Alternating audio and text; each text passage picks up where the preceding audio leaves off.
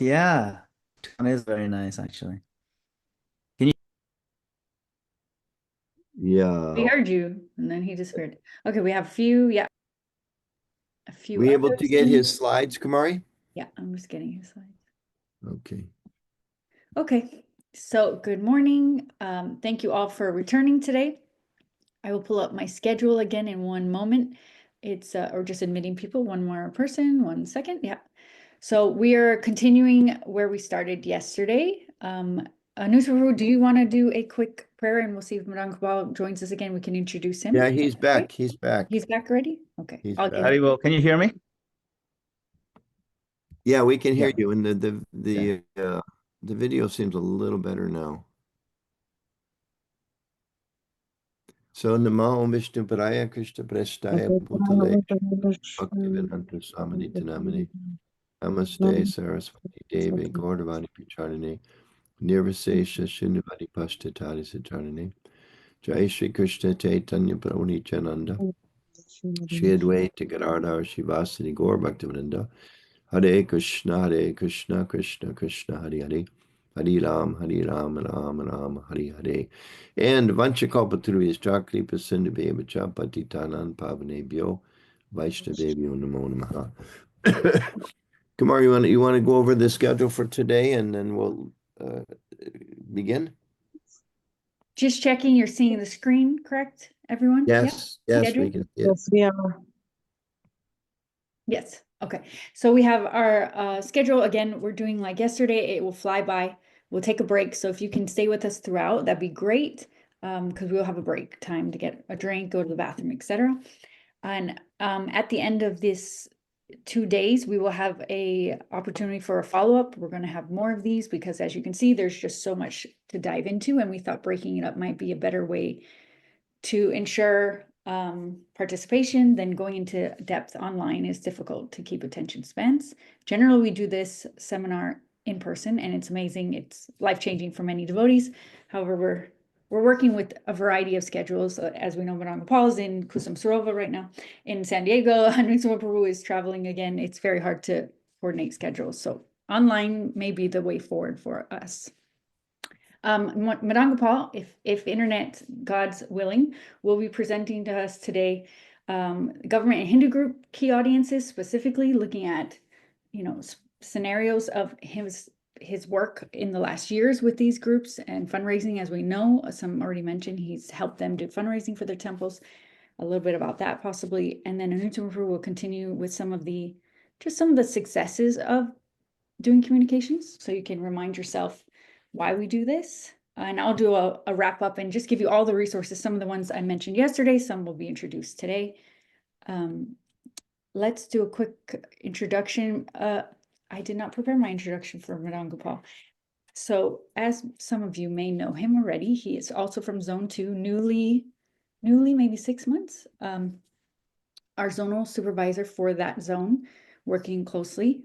Another person just joined, working closely with the GBC bodies in that area. Of course, he is the North American director alongside myself and Anuttama. We work closely together for communications for North America.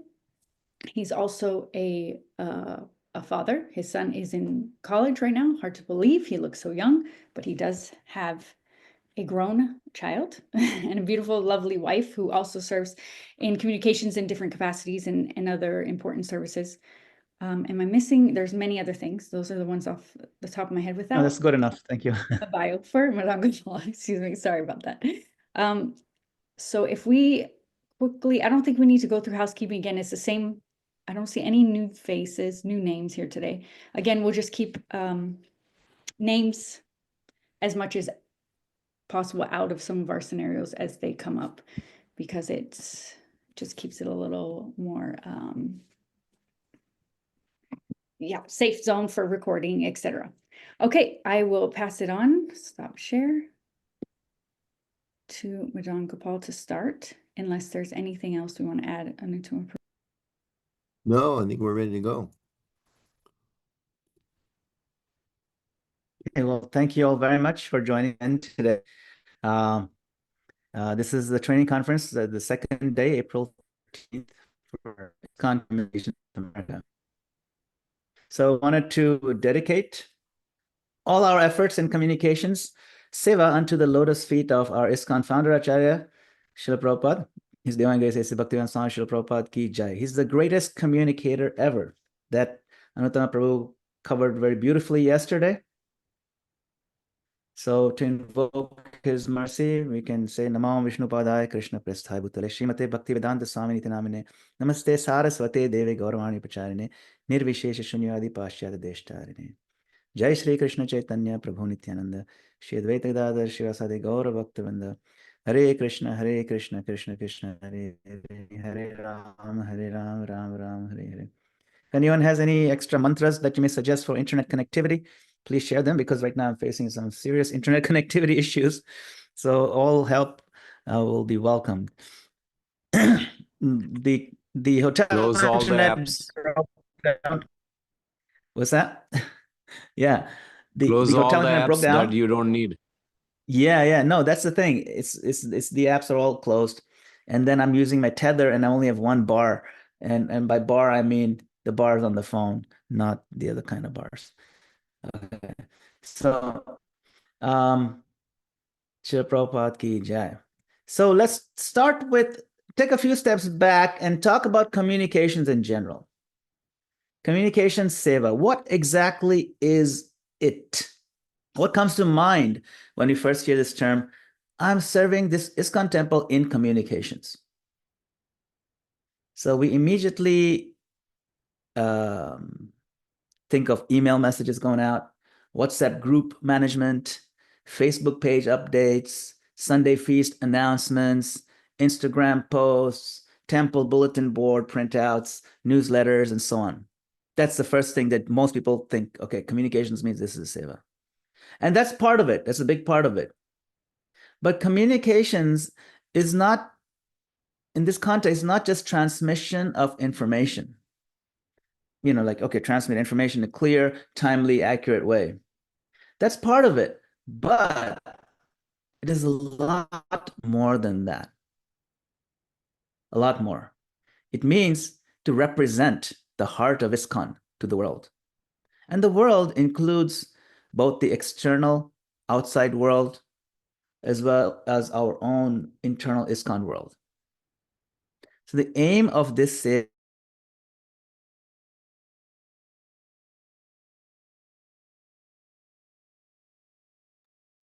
You lost him. Shucks. It was deep into his presentation. Kumari, maybe you can take his slides and That's what I was have him on a suggesting. call. Yeah, let's, Madana-gopāla, take your slides down. I'll post them for you and you can just speak. I think it's going to take too much bandwidth.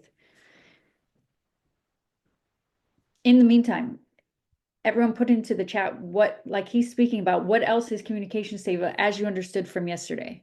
What do you think? If someone says, oh, I'm a communications ministry devotee, I serve in that capacity, in the chat. Fantastic. Relationship building. Yep.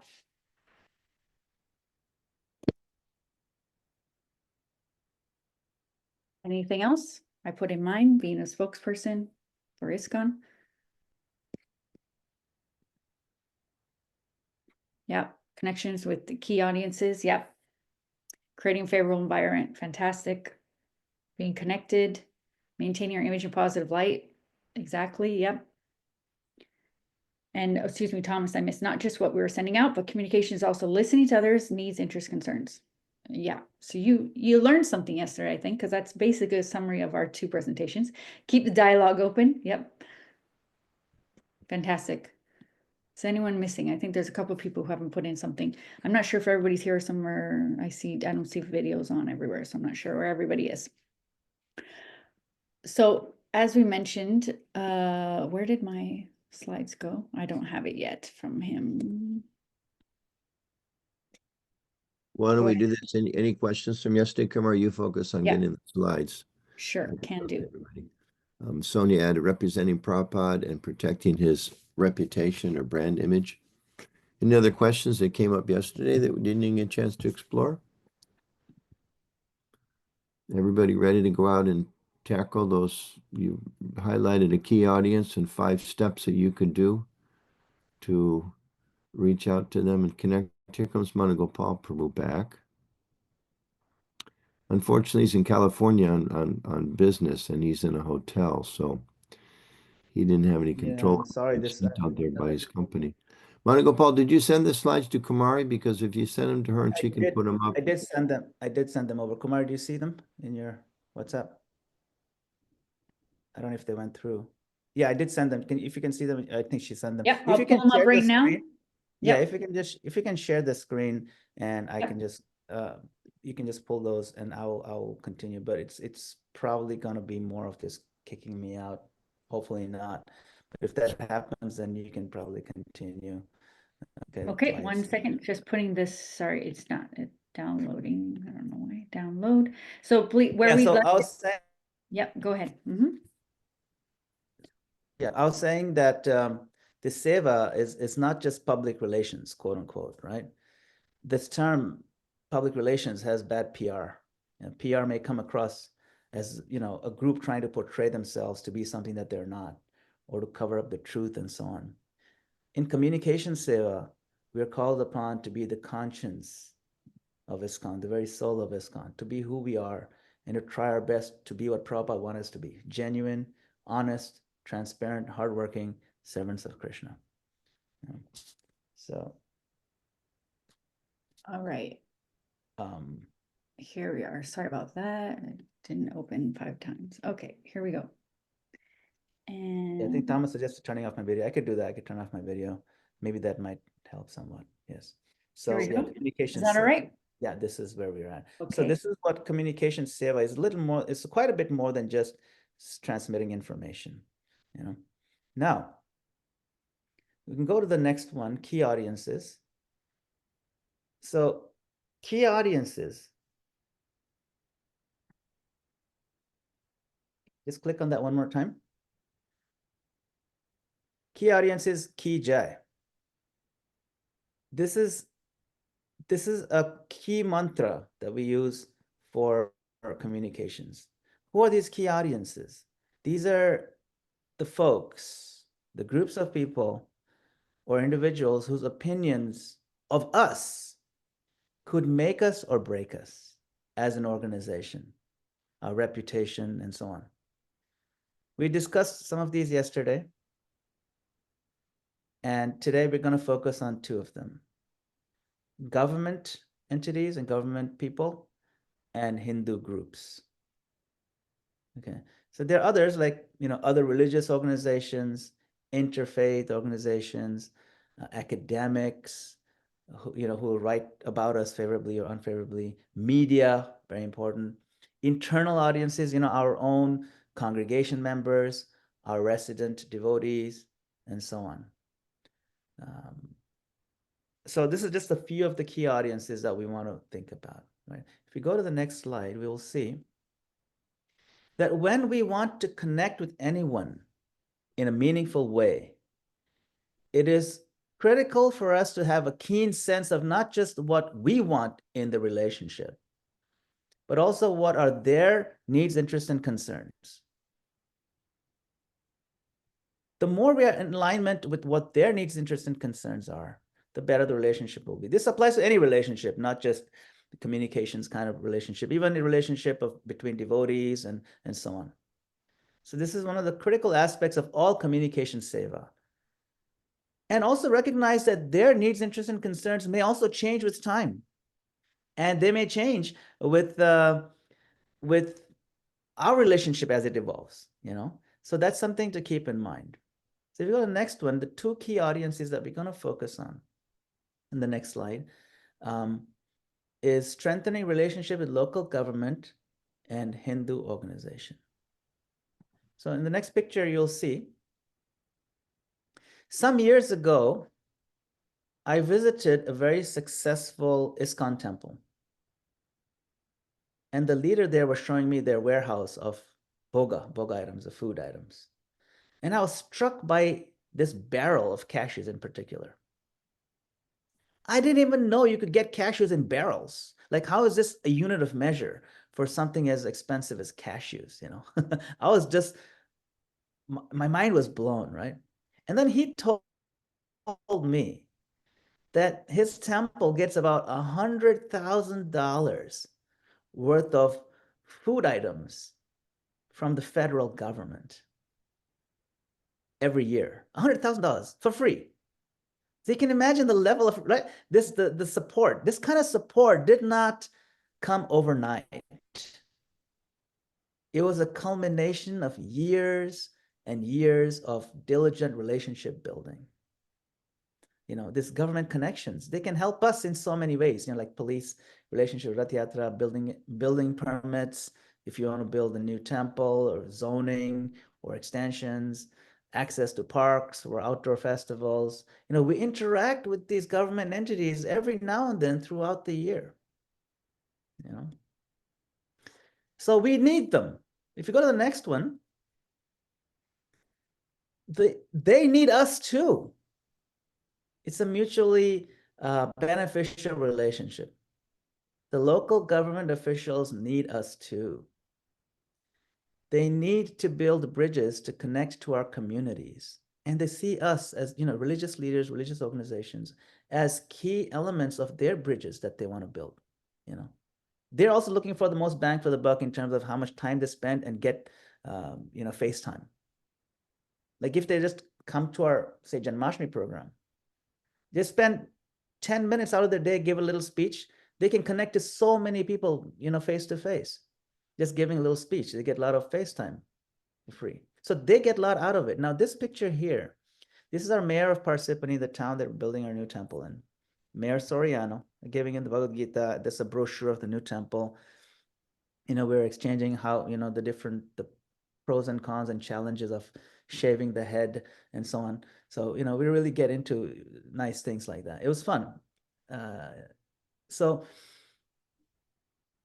we developed a close relationship over the years, right? And he would call me on the phone sometimes just to shoot the breeze.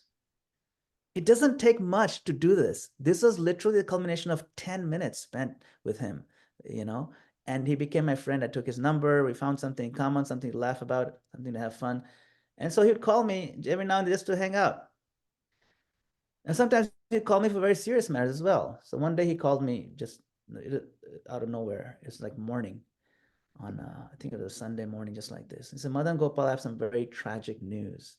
I need your help. Like, what's going on? And he said that a family in our town reached out to him with very, very heartbreaking news. Their 22-year-old, 25-year-old son had, you know, committed suicide in the garage.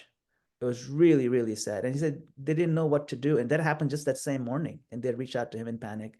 And so he said, you know, he asked them, who do they worship? They said, we worship Lord Krishna. So he said, the first thing I thought of was I should call Madana-gopāla because he's a Hare Krishna.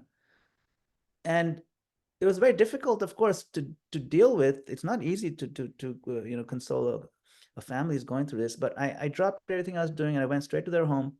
And I spent the rest of the day, like 8 hours with them, you know. They're not members of our congregation or anything. I'd never seen them before. But you know, we became really close, and over the next many months, I would, you know, I would go and meet them and just help them through their whole funeral. I did the funeral for them. I did the whole rites and organized. They were just so distraught. I even went to the funeral home with them. So this is an opportunity for us to go the extra mile for someone who needs help. But that connection with the mayor helped us with this opportunity. You see, it benefits us spiritually because we get a chance to serve the community, but it also benefits the mayor because he knows who he can call in terms of crises. So it's mutually beneficial. Now, these devotees, they became, I mean, this congregation members, I mean, they became congregation members, they became devotees, and so on, you know. And the mother is chanting Hare Krishna now. Of course, she's still dealing with the pain and all that, but she said, if it wasn't for Krishna consciousness, I don't know how I would have coped with this tragic loss, you know. So Krishna comes and he arranges these things. We have to just be receptive and try to build as many bridges as possible for Krishna's mercy to flow through to us. To serve the community is the form of Krishna's mercies. These opportunities come. We don't think of these when we first build these bridges, but it doesn't take that much effort to build a quick bridge to the local government people, you know, because they need us too. So we go to the next slide. we'll get a little bit into some of these bridge building efforts. So how do we go about doing it? Say we're interested and we want to help or start this building bridges, right? So we want to identify local officials, at the township level, the county level, state level.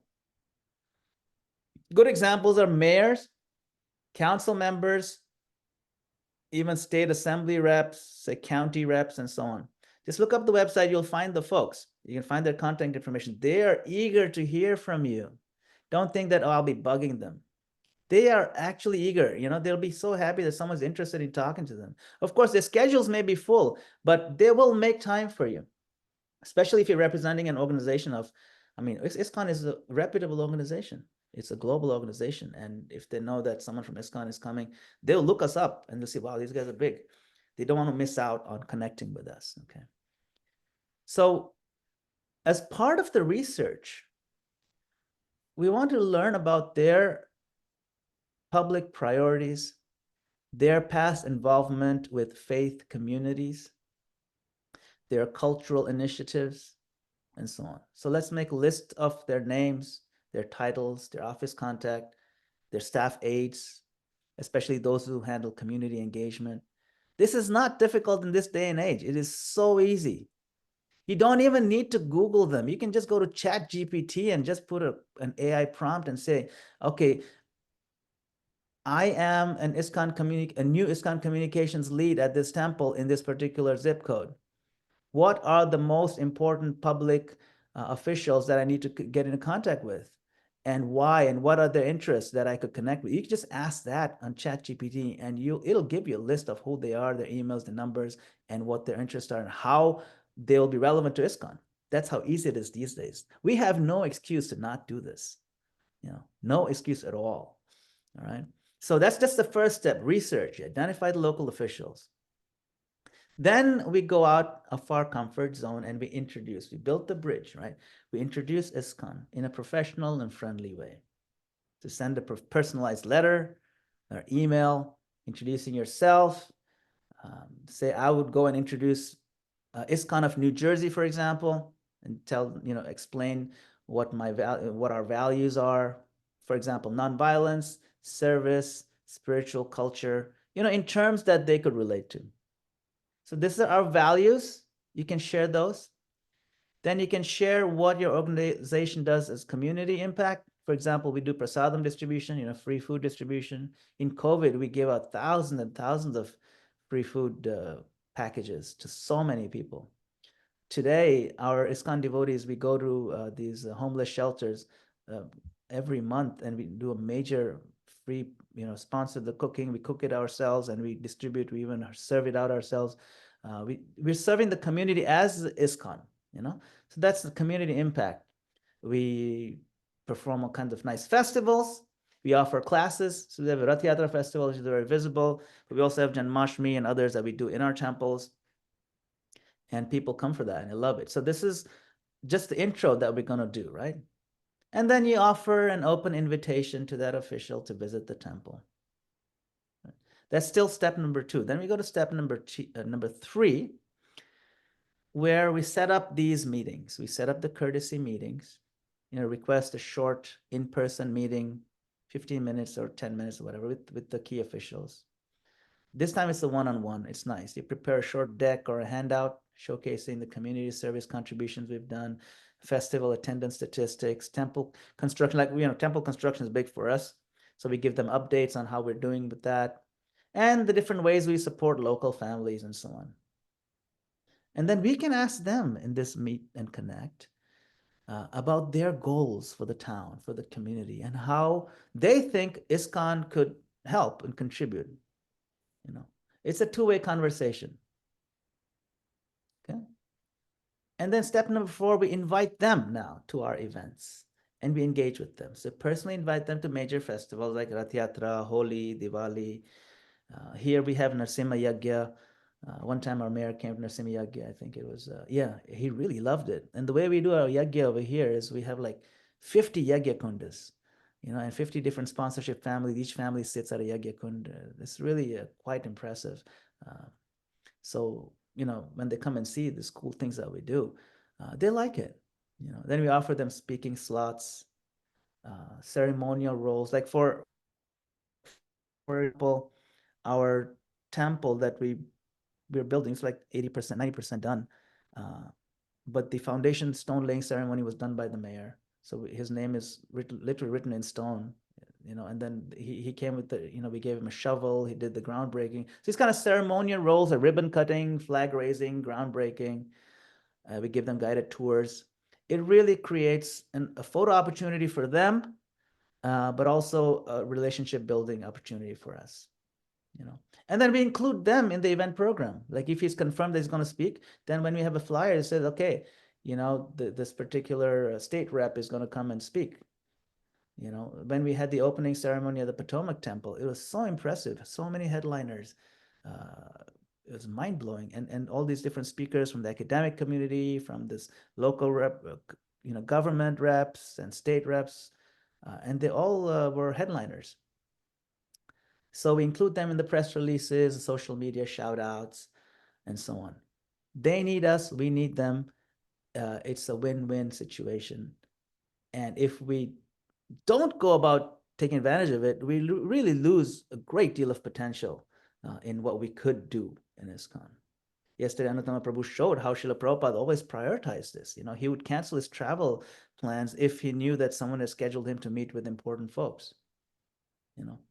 He always prioritized this. He understood very clearly the importance of connecting with influential people, with key audiences. So we should also keep that in mind.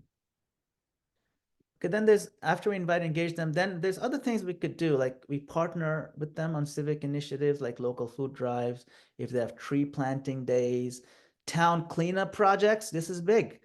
Sometimes they have a town cleanup project. And imagine if we have 20, 30 volunteers wearing the same t-shirt that says ISKCON on it. Young folks with, bright yellow t-shirts, the ISKCON logo, and how nice that would look, So it's not difficult to do this. It's a lot of fun. And then, of course, interfaith and cultural events. Like here in Parsippany, the interfaith meetings, monthly meetings, they take place inside the mayor's office. That means it means a lot to the mayor to have interfaith gatherings. So, he opens up his space for us to use. And then he pops in every now and then. How's everyone doing? It's great for him because in one minute, he can just say hi to the heads of all the religious organizations. It's like really, efficient for him. And it's good for us. So this is some of the things we could look into, and we can co-sponsor things. Another thing that we do here in Parsippany is we have this thing called India Day, like India Independence Day, where they raise the flags, and they always call us, and we attend in big numbers. So it's a cultural central thing. And last year, they requested my son, Madhav, to speak, representing the Indian youth of America. And he gave a 3-4 minute speech. And he mentioned Chaitanya Mahaprabhu, about Bharata Bhumite. He quoted that if you're born in the lineage of Indians, then we should promote the spiritual values of India. That's the real value of, what we bring from India and so on. It's a great opportunity to preach. And the mayor came and congratulated him. This is great. So, but he talked about Krishna and Arjuna and Lord Chaitanya is a great preaching opportunity. So if you partner on things like India Day, Independence Day, we get to do like stage dances, we get to speak sometimes. It's a win-win for us to connect with the mayors and with the other government officials in one place. So a lot of opportunities open up if you make the few initial bridges. Okay. And then this next step is very important. We want to maintain regular communications. Maybe quarterly, or if not quarterly, at least twice a year, we can give some milestones, community service reports, ISKCON events, send it to the 3 or 4 government officials that you're keeping in touch with. And if they win, send them some congratulatory notes too. Congratulations, you won the election. Always do that because that's when they remember you. And then share photos of past collaborations, to reinforce that goodwill. And this way, what happens? You build a long-term trust, long-term relationship. It gets mature. And then you can attend town halls, public meetings to stay engaged, stay visible, you know. And of course, when we make promises to respect protocols, like the permits only allow, this many people in a building, or zoning only allows a particular kind of colors, respect those boundaries, This means we also respect their rules and so on. There are protocols that we agree as a community, and so we should also be careful to not disrespect those important relational boundaries, all right?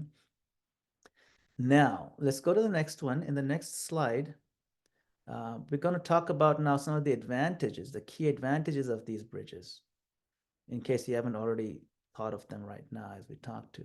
So the next slide, one more after this, we're outlining the advantages, right? Support. We'll get better event support. For example, it's easier to secure permits, get police escorts, and public space use for festivals and parades and so on.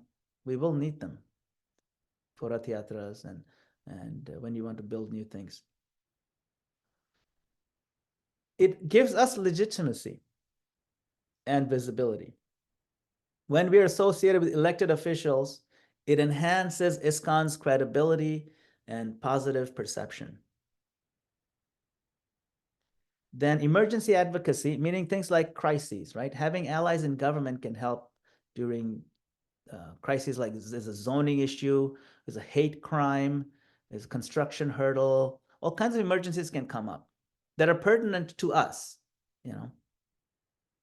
If someone came and vandalized us saying, we don't want Hare Krishnas in our town, and they spray painted all over our signs and things like that. If we have a relationship, that mayor will drop everything, or the police chief will drop everything and come and make a statement. We will not stand for such hate crimes. We will stand with Hare Krishnas, something like that. They will do that.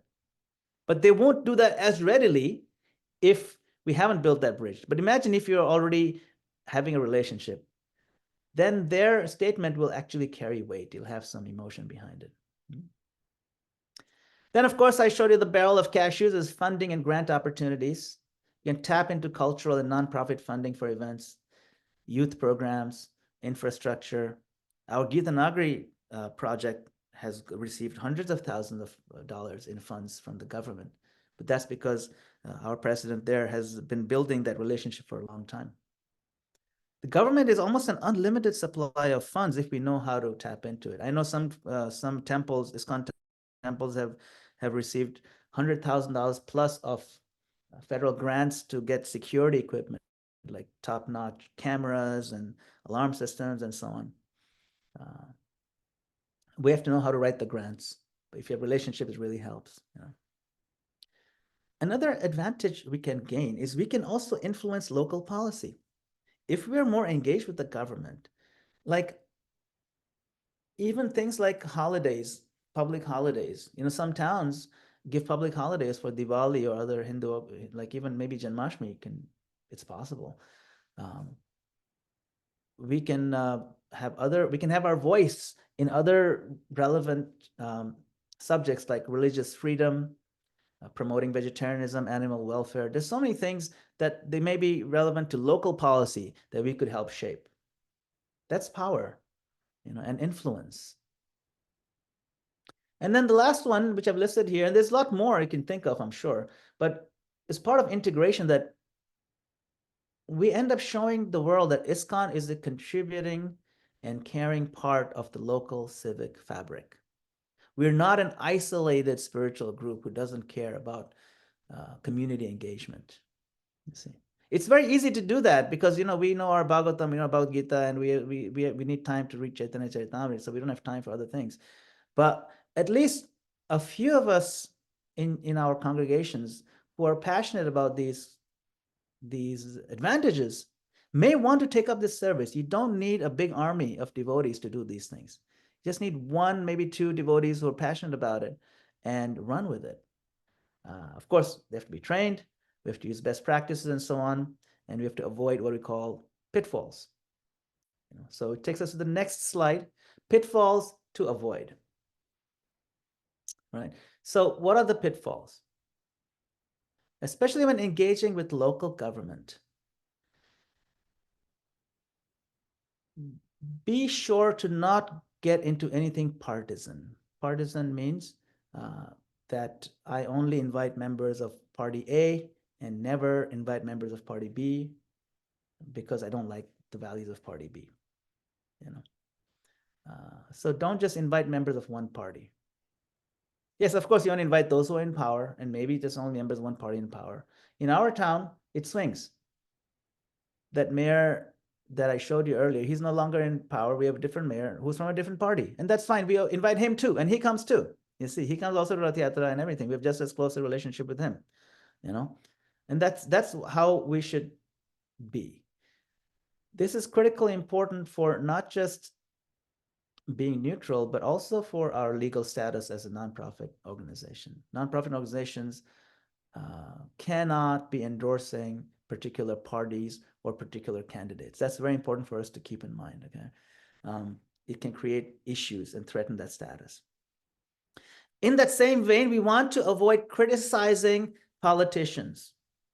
Be as neutral as possible. We are representing Krishna. Yes, I know we may not agree, and we may be very passionately disagreement with the way certain politicians are doing certain things.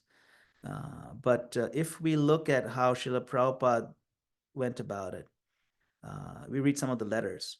Like, for example, someone will say, oh yeah, well, this particular politician, he's very strongly anti-abortion. Therefore, we should support everything he does. Or this whole party is an anti-abortion. And Prabhupada spoke so strongly against abortion. So therefore, any party that aligns with that strong statement, we are for them.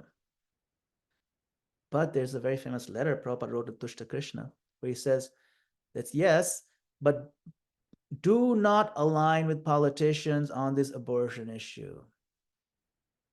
He said that very clearly. Yes, it is known that we are against abortion, as an example, but do not align with politicians or engage in any political agitation on this topic. Abortion is just a side issue. Our main focus is Krishna and distributing Krishna consciousness. Because Prabhupada is keenly aware that politicians take these visceral issues and they make it their flagship issue. And based on that emotion, they get other people to sign on to other stuff that the politician also stands for that may not align with our values, you see. So partisanship is dangerous in many levels. So please avoid that. It's a very easy pitfall to fall into. So that's why I put it as number one, okay? Then last minute invites, don't do that. We want to show them that we are sincere and we plan well. Plan better. It's a long lead time. Put the mark your calendars messages out there to the politicians or to the local government people as early as possible. And stay on top of that communication. Ensure that there's clarity in the communication to prevent misunderstandings about expectations, like what time it's going to start, what time they'll get to speak. And then when it's time for them to speak, be sure that they're, that they get to speak. Or it's not that you invite them, like you'll speak at 10:10, and then at 10:10, they're just starting a 40-minute drama on the stage, and that's not good, right? Because those politicians, sometimes they only have 15 minutes at any given event, and that happens all the time. So be clear in this managing of expectations and all that, right? And don't focus only on your own needs, right? It's point number 3. In other words, when we have meetings with them, when we're talking with them, we don't want to dominate the conversations and talking about why we need this and we need that. Instead, we want to encourage a collaborative dialogue that allows for input from all the stakeholders. This is a pitfall that we may tend to fall into. It depends on the personality of our devotees who are doing this, but generally, we want to avoid that, focusing only on us. And the last one here is over-promising. We may commit that we'll help you out in this way and that way. Make manageable commitments. If we say that we'll be sending about 12 to 15 volunteers for the town hall cleanup day, and then we only 2 people show up, it's not good. So make sure that your commitments are managed properly. We want to have organized internal teams to promote a unified front when interacting with government officials, and make sure that whatever we propose is achievable, is reasonable, and so on. And Prabhupada said we have to be enthusiastic. Enthusiasm doesn't mean foolish energy. Enthusiasm, Prabhupada defines it as intelligence combined with effort. See, so we have to make sure our efforts are combined with intelligence, and when we promise something, that it is well thought out. Okay? This applies to everything. All right, so now I'm going to pause over here. If there's any interaction, or perhaps I just put a question here, other questions we can ask. What do you think your mayor or city council most cares about? And where does your ISKCON center fit into this picture? And how can we help you? And how can you help the government? And so on. So this is the question. How can you help as an ISKCON center? And how can you connect with your city council or mayor? So any thoughts on this? I'm just going to pause now and open it up for some comments.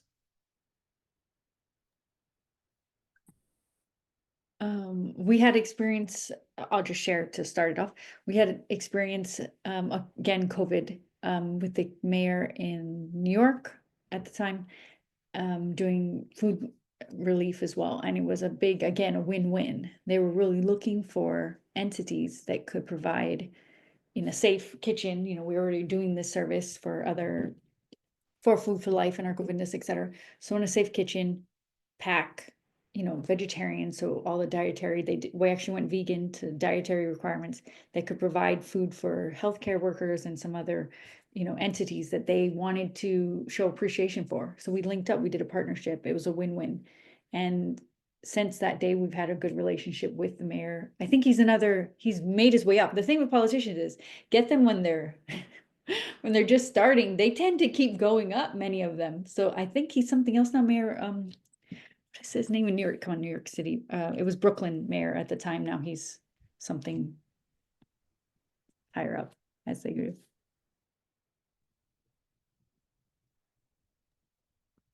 This day and age, they keep going up until they end up in jail, but we'll let that one go.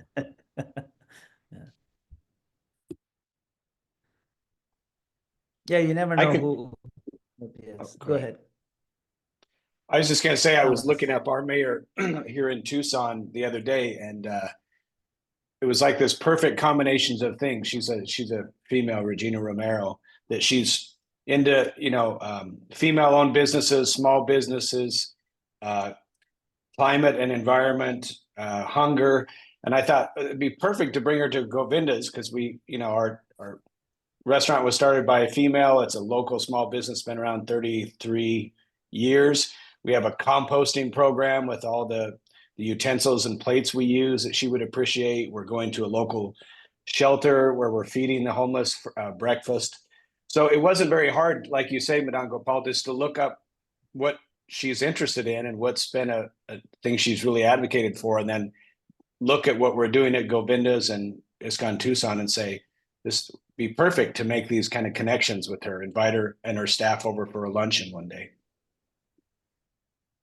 Yeah, I mean, especially you've done this much research, you know what her values are, what she's excited about. It's really great.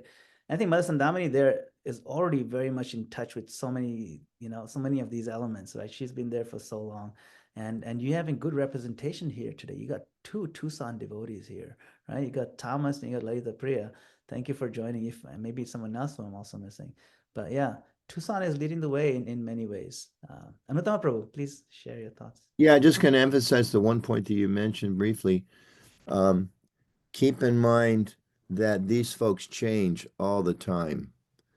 Mayors come and go, and even in the bureaucrats, sometimes they switch offices, they switch departments. So like I mentioned yesterday, the sutra, it's a process, not a product.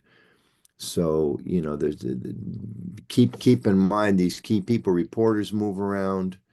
Academic, you have a friend who's a professor at a certain university and they get hired by another university. The mayor 2 years ago, you haven't been in touch with them, and now there's a new mayor. So make sure you keep your contacts up. You made that point before. We just want to stress that. Yeah, and that's an important point when especially about partisanship. Because you don't want to be like so pally with one mayor and then you make face at the other mayor. And then when the other one comes in power, you're like in a tough spot, right? The important thing is we have to wear that t-shirt Ashish Prabhu is wearing. Ashish Prabhu, you want to show your t-shirt a little bit better? Ashish Prabhu is one of our core volunteers at, it's called so you can see Prabhupada's Sena t-shirt. How shall I serve you? And a whole bunch of us wear these at the same time, and you go out and do like these community events, and that's our question to how can we serve you? So it's a really nice way and mood that we just want to serve, whether we're aligning with one mayor or the other, doesn't matter. We want to serve the community just like you. And it makes them look good too, because they also then can portray that image that we just want to serve you. It doesn't matter who it is, so they can also be humble. What else, Anatama Prabhu? Another thought? Yeah, just to mention too that And then Sonia has a thought after that. like you said, don't become known as we support the abortion candidate, the anti-abortion candidate. That's all. Practically, every party, every politician, every community, there's always something that we can relate to. Yeah. I mean, I know like in DC, I go to some really conservative meetings and I kind of cringe at some of the things they say, but other things I completely align with. And I go to some very liberal organizations meetings and I cringe, they just kind of like assume, certain things about whatever sexuality or, and you're like, well, actually, it's just, so, you don't necessarily, you don't have to be there. You're not there in opposition.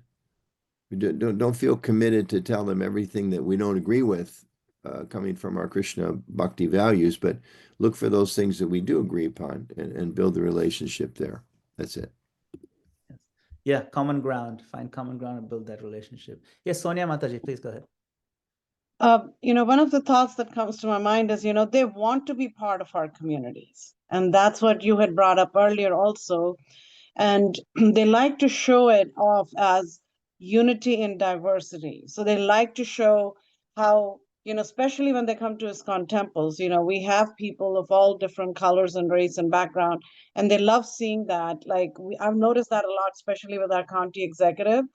And, he just now has become so friendly to us, like on Holi last year. The day before, his assistant calls. I mean, they had the invite, they knew, but it was just, he had other things on his schedule, but calls and says, hey, the county executive wants to come tomorrow to attend the Holy function. I'm like, oh my gosh, okay.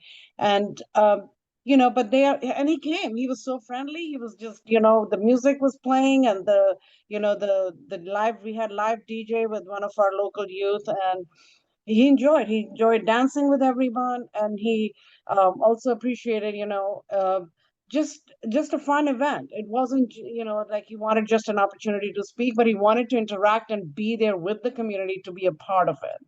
And to them, it means a lot. And, to take those pictures and then they're posting it on their social media, it attracts more people to our temples. And of course, I think in our VIP event when we did for the grand opening, and you were also there, Prabhu, but how he also highlighted about how much we were feeding the local community, especially during pandemic, when they had reached out. And that's one of the things that I think all ISKCON temples are doing. And they're very interested in that. Sonia, you missed one really important little part, which is after he came to our Holy, he had another event lined up. So he did not take, he was covered with colors, like they always get at our places. We know, you don't just get a little red here and a little blue there, covered with colors. And he went to this next event and he used it as an example because Montgomery County, where we are, is the most diverse community in the entire United States. So he used this, color display of his body. I was just at the Hare Krishna Temple Festival of Colors, and this is an emblem of the diversity that we are: red, blue, purple, orange, green, like that. So he was so excited by it. He didn't just come and, be friendly to us because we've got some votes. He went further and really it became part of his persona at the next event. So again, it kind of supports what Madana-gopāla said about building close relations. Right. By the way, that light DJ was me when he came. Hey, Jai. Hi, Sham. Uh-oh, we're Jai gonna Sham. start Oh, bookings. thank you. Now we know. Yes, Kumari, go Oh ahead. yeah, I had my hand up. Just furthering my point, because I looked him up again. Eric Adams, he was the borough president of Brooklyn at the time. He was a no one. And Right. no one, excuse me, borough president, on a big, now he's the Sure. mayor of New York. So we Sure. built that relationship when he was still, very small, and he was just a local rep. I had a question for everyone, if you wanted to answer. how do you choose? Yeah, obviously, the mayor is great because mayors, they need to connect to their constituents. They're small regionally enough. Or is there anyone else? You mentioned a couple others. What's your strategy if you want to share for those who want to look to do this? Yeah, so I beyond mayor, at least them all the time for theater and stuff like that. But mayor kind of in charge of a lot of these things, right? And then there's council members. Council members, especially have like the different boards. There's zoning board and there's planning board. The different boards of the township. The township board members have a lot of power. Especially they can determine how you will succeed in your building application and things. So building those bridges means a lot. If that's something that you have time to do, you can choose that. But those are some, and then there's county officials. The county officials are a little bit less involved, but it doesn't hurt to have that if you have that connection, All right. I do want to move. Oh, Anantapur, yes. Yeah, just last thing, just to mention, I think Sonia or Kamari mentioned it, that I mean, like in DC, at the opening, we had the state, what she calls Sonia, the comptroller. But, she's got much bigger plans than being the one who runs the money. So in some ways, you may get some kind of obscure, the chairman of the zoning board, as Madana-gopāla said, that person in their own situation is an important person. But when other political leaders come and see they got the head of the zoning board and this and that, that also enhances that sense of you people are really connected. And you never know where these people are going to go. And you never know, as Madana-gopāla said nicely in his slides, when we're going to need their help. Okay, so we'll go on to the slides again. We'll go to the next slide. I like just one quick, sorry, Sure. Go ahead. About building the relationships. We've also built a very strong relationship with the county sheriff at this point, and he came to our Janamashtami, this past year. It was like we did not expect almost 15,000 people, but he came in and he was so blown away. I mean, we had like the county executive people, like everybody is just like, oh, wow, but having those relationships, like we go to their, offices, like around Thanksgiving, around Diwali, we take box of sweets and, the temple president, Ananda, she goes with me and I arrange these meetings. So we both go, but having that, I think you mentioned earlier, it's not just when we need them, it's about thanking them, going in to visit them on a not a regular basis, but at least on these important events like Thanksgiving, like Diwali, and Christmas time, we take cookies for them just to say, hey, happy holidays. So I think those are very important to help us build these very sound relationships. Yeah, thank you so much. Even with the sheriff, county sheriff, definitely it's a great example. Thank you. All right, so we're moving right along to the next key audience, the next slide over. Continue the theme of key audiences, key J. Just click one more time, Kumari. It's other Hindu groups and organizations, right? So now the question is, are you a Hindu? This is something that in ISKCON we struggle with quite a lot, and there's a good reason for it. If you look up the word Hindu in Prabhupada's quotes, more often than not, Prabhupada said, we're not Hindu, we're not Hindu, we have nothing to do with Hinduism. He says that a lot, right? So the answer to this is a very complex question. If you just click one more time, it says the answer is yes and no, yeah, okay, they're fine. Go back up, sorry, go back up, just up arrow one more time, Kumari, back to the same slide. The answer I would give is yes and no. Because if by Hindu you mean someone who understands that we're not this body, we're eternal spirit soul, we experience reincarnation, one who accepts the Bhagavad Gita at face value as the word of God and makes an attempt to follow it, one who respects the authority of the Vedas and other Vedic literatures and strives for the mode of goodness, respects various aspects of the culture that promotes spiritual upliftment, then yes, I am a Hindu. But if by quote unquote Hindu, you mean someone who thinks that only people of a certain ethnicity or national heritage, in other words, Indian descent, can be considered Hindu, that anyone else who adopts this Vedic philosophy in their lives and culture is engaging in cultural misappropriation, or if you believe the misconception that whatever spiritual thing you do is fine, doesn't matter, it's all the same, Or if you think that all the various demigods that we learn in the Vedic literatures and all the local Devi Devtas, they're all the same, they're equal.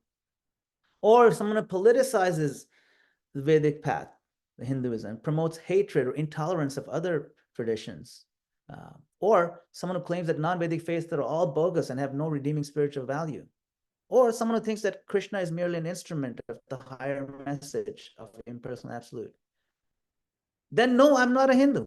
So it depends on what you mean by Hindu, right? That's why it's a complex question to answer. But for us in ISKCON, we have to first grapple and understand, grapple this identity of what it means to be Hindu. So if you go to the next slide, you know, in many places it says, right, that the word Hindu doesn't appear in our scriptures, right?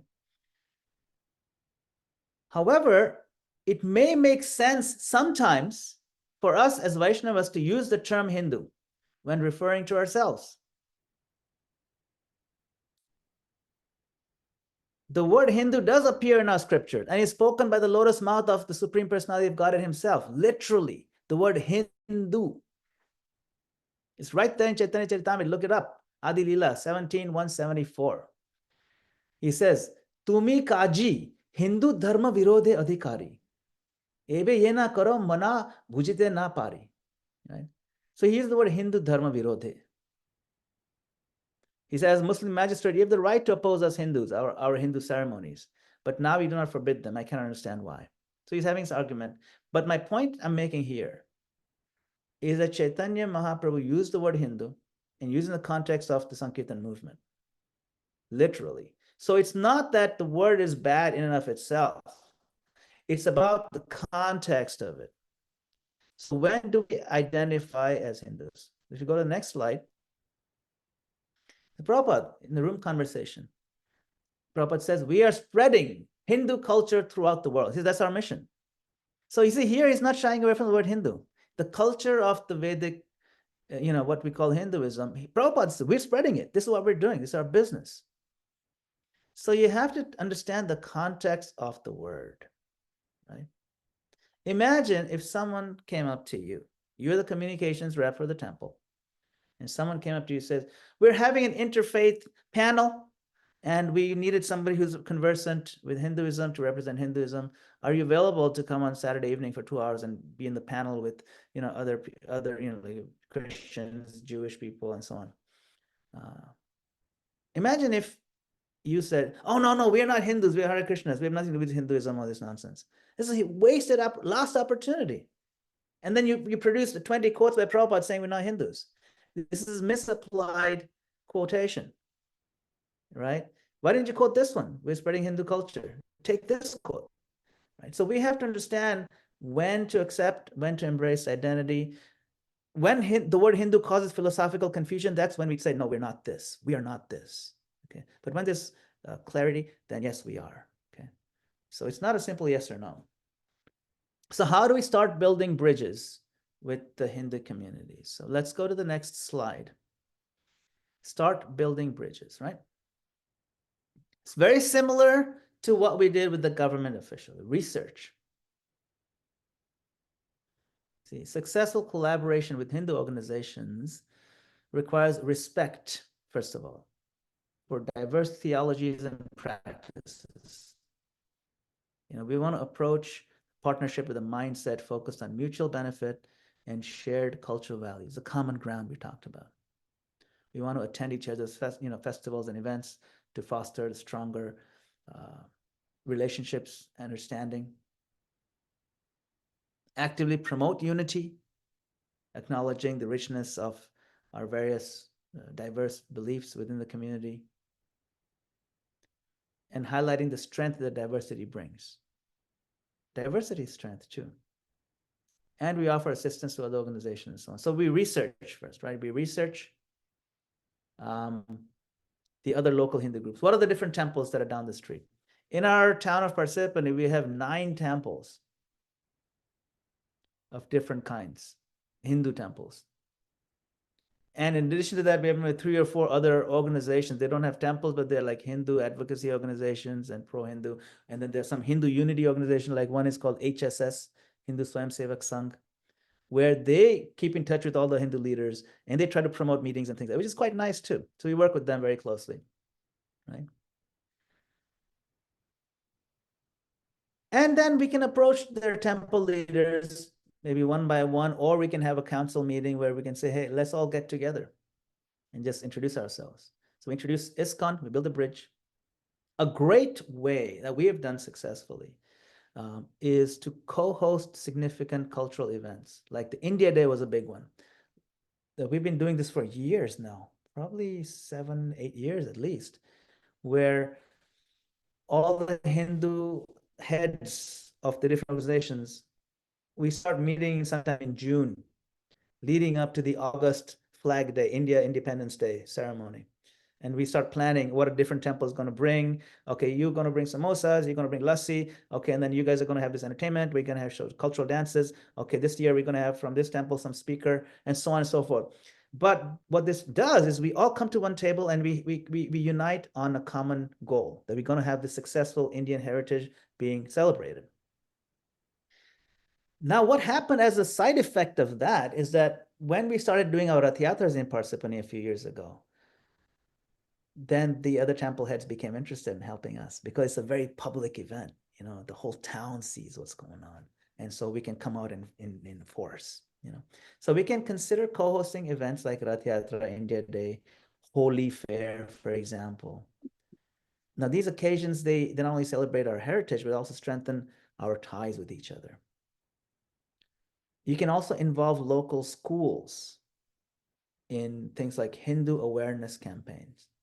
See, so we meet and we connect like how we talked about with the government officials, but this time we do it in the context of Hindu group. And then we engage with them, right?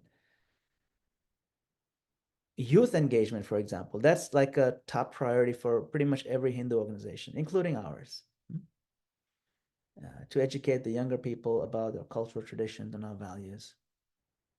You create forums focusing on youth and women's empowerment, allowing the different groups to contribute their expertise and resources. You can organize like bhajan or kirtan events together, maybe rent a hall or something. You can foster spiritual connection and unity among participants. Right? So, promoting unity among Hindus, organizations, it's like it sets the stage for dialogue. Because if there's something to talk about, it's so much easier to talk to someone you already have a relationship with. If some Hindu temple gets vandalized, all the other Hindu temples will go there when if they're having some kind of discussion, or even if they're having a protest, something like that. We can all go and support them. That look, we don't stand for this hate crimes. Another thing that the Hindu groups have done, they organize workshops. For example, one of them organized workshops on how to apply for these security grants from the federal government. They had figured out best way to do it, and they invited us. They held Zoom sessions, multiple ones. It's great. You know, there's a common challenges. We collaborate. We help each other. We develop solutions that benefit the wider community. So these are some of the ways we can be building bridges. Now, if you go to the next slide, where does ISKCON have some advantages in this arena of, embracing the Hindu label, considering ourselves Hindus? What are our advantages?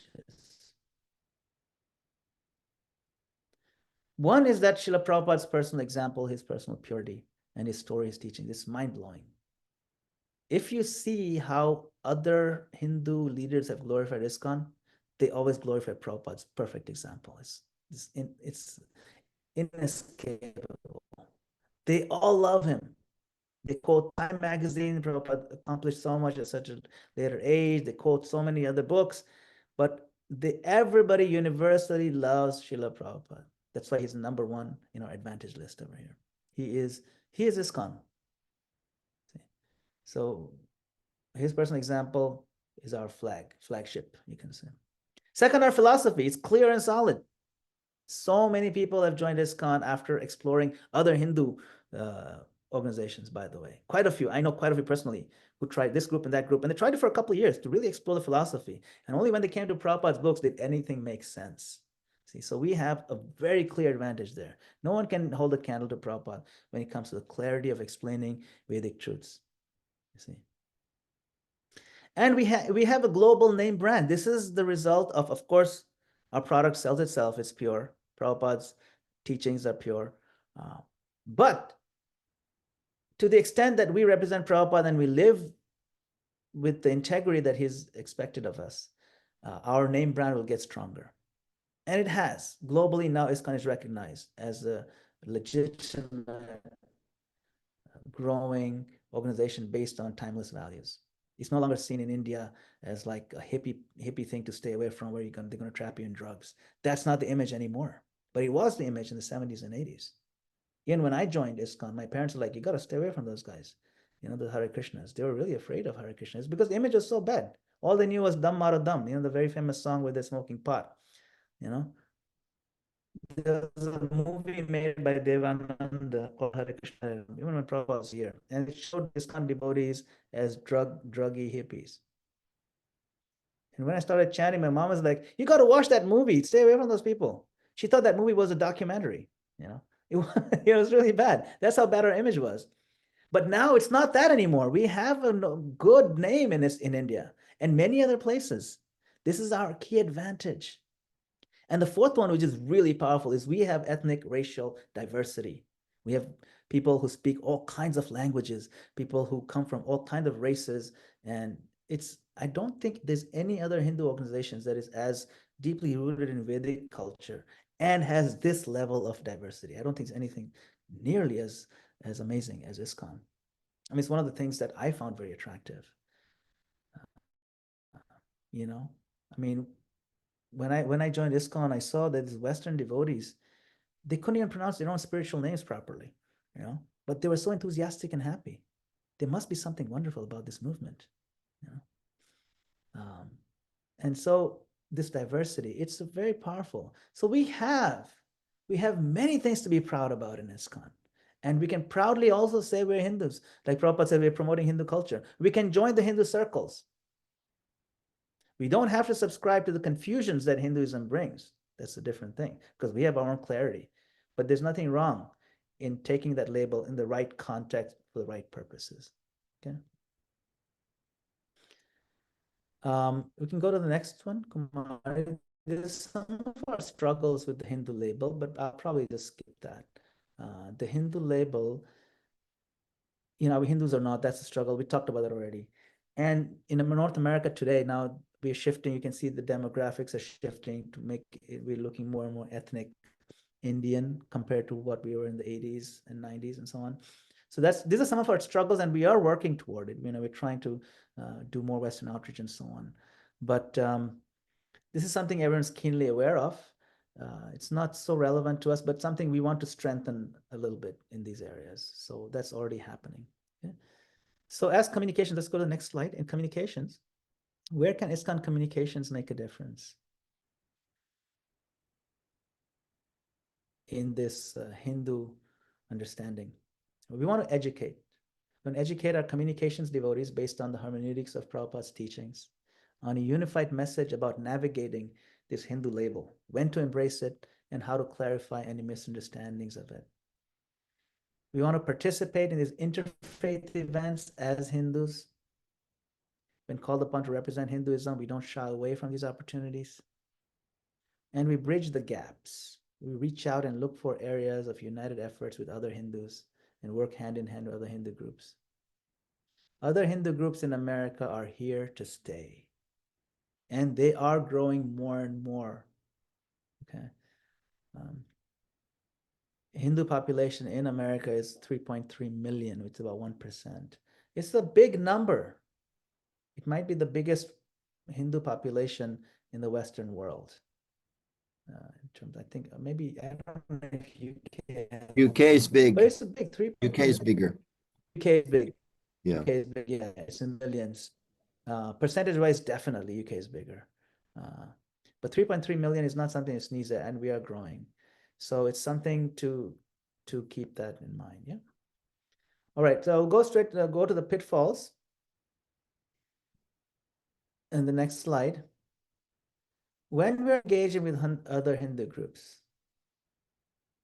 let's not get into, there are things to avoid, okay? These are not best practices, these are worst practices. So don't note these down as best practices, please. All right? We don't want to get in a competitive mood, right? Other Hindu temples or groups may feel that ISKCON's trying to compete for followers or for donations or event attention, especially when we're being very assertive in outreach and in marketing. Let's be careful to be partners and collaborators rather than taking advantage, because people can see through that. Let's be a little nicer about these things. Let's not compete in that way. So how to avoid this pitfall? We emphasize mutual upliftment and shared spiritual values, shared cultural values. That's what we focus on, what we share, not the organizational gains. We want to use phrases like, we love to collaborate. We want to serve the Hindu community together, amplify each other's efforts. Those are the kind of focus areas we want to be on when we are working with them. We can highlight ISKCON's unique strengths, like Kirtan and Prasadam distribution, nothing wrong with that, as a complement, not a rival to their offerings. We're supporting the whole combined offering, not a rival. So the mood has to be right.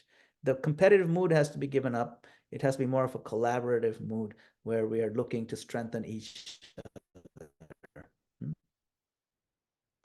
Point number 2 is another flaw, is disrespect, where we fail to acknowledge other deities, their cultures, and their leaders.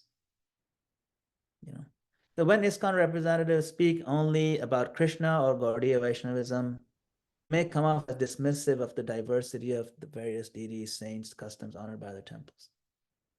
Okay, that's important.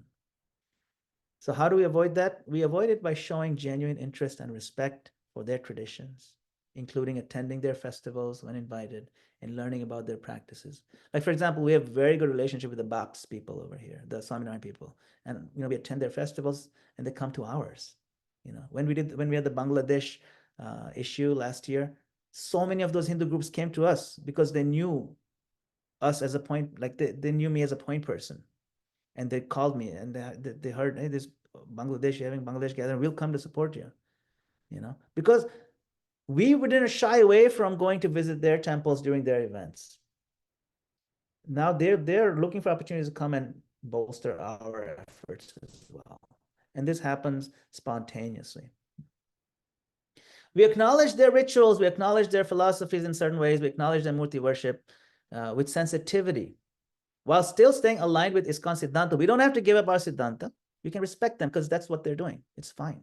Even Krishna said in Bhagavad Gita, people who are worshiping other demigods, yes, their minds are stolen by Maya. But that's not the verse we quote to them. Krishna says in Bhagavad Gita also that when someone's mind has focused on a particular deity, I strengthen it. And you should not go and disturb them. So when we are trying to be peaceful and respectful of their cultural emphasis, that's following Krishna's directive to not be disturbing them for this. You work together, be friends with them, win them over with your niceness. You can't win over people by being more like a jerk. We can't do that. That's not who we are, right? And we want to build a personal rapport with the priests, their leaders, their chairman, or their trustees of the board, not just the event planners or outreach staff. Let's build some connection with them. All right, that's point number 2. Point number 3 is over spiritualizing without addressing practical needs. What this means is that we jump too quickly into philosophy or spiritual discussions without first addressing the organization's practical interests.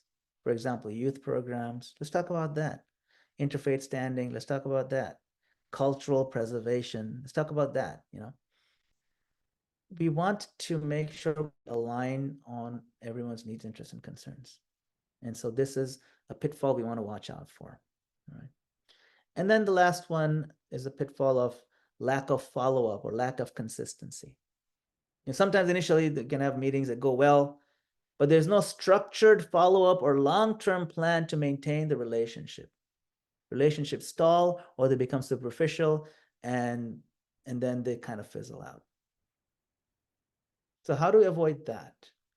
We maintain a relationship calendar. Find out the birthdays of the key leaders of the temples. Can you imagine if a key leader of another temple called you on your birthday or just sent you a WhatsApp message?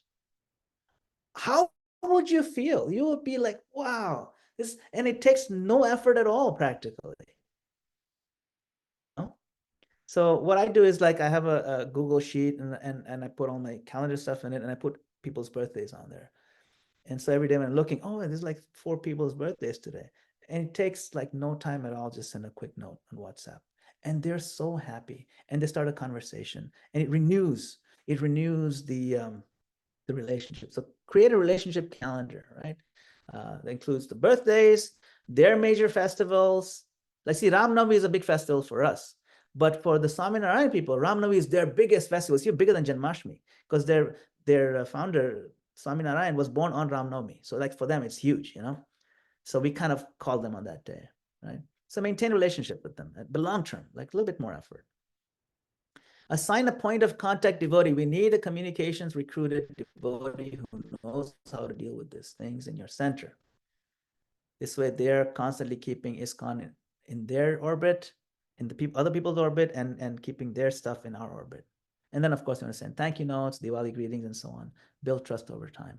So let's go for consistency, some kind of structured follow-up, structured connectivity, right? Right. So, okay, let's go to the next slide. Actually, before I go to this, I'm going to skip this one and we'll come back to it. I'm just going to finish off my presentation and we go discuss. If you go to the next, if you go to one more slide, Kumari. So this is where both government and Hindu groups intersect. This is a Rath Yatra. You see. So what you see over here, this gentleman in the middle there, that's the mayor, and then there's like other council members who are joining us for the Rath Yatra. They're going to crack the coconuts on the ground. I don't know if you can see clearly, that's me standing next to Paul Karifi, who's the councilman. And then just next to me on my left is that lady. She's wearing a safety security guard vest. That's my wife, Mansi Ganga. She was doing security for Rath Yatra that day, and so on. And you also have, you see these other people in like uniforms on the left. They're wearing the uniform kind of vest. That's from a different temple. It's from a Krishna temple, Vajdam temple. They sent like 15 or 20, no, maybe like 30 volunteers to help us in Rath Yatra. People sent us a bunch of volunteers, HSS people, we have beaches for some and different cleanup. So we got so much volunteer help because of these bridges that were built over the years, you see, with the government and other Hindu groups. You see. So this, if you go to the next slide, I'll just show you a few more. This is from the same similar event, Kumari. If you can just flip to the next one. I think that's, are you able to flip? Or maybe my connection might be bad. Okay, you can flip through the rest of them.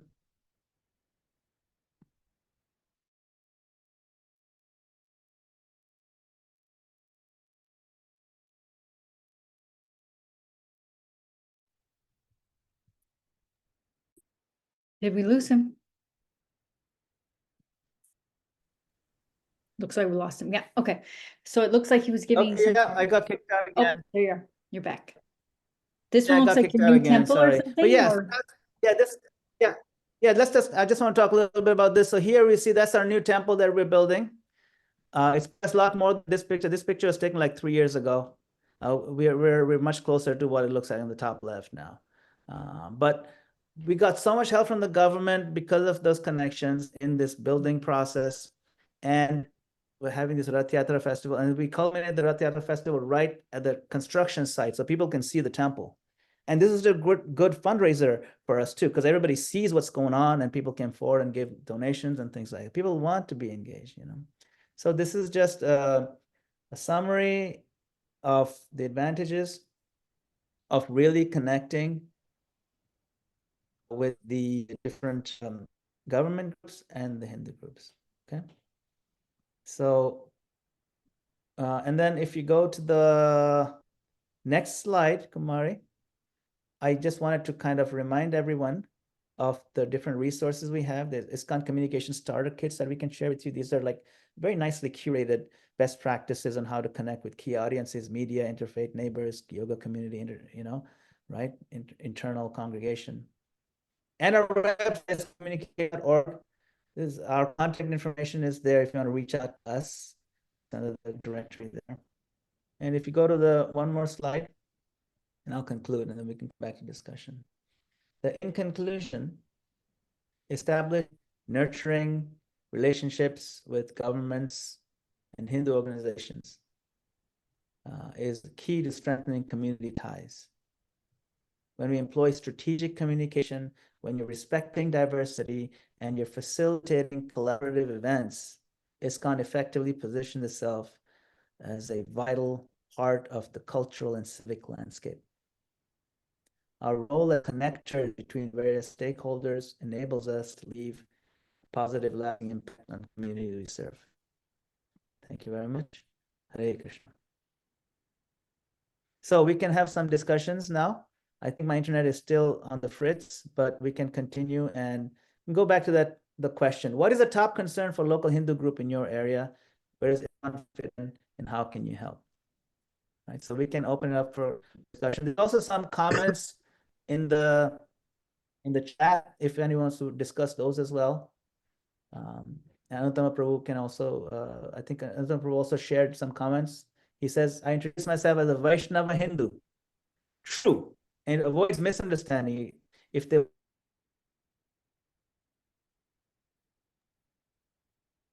they want more information, I can explain. So Anutama Prabhu, this is an approach that communications devotees have been doing based on his lead for a very long time.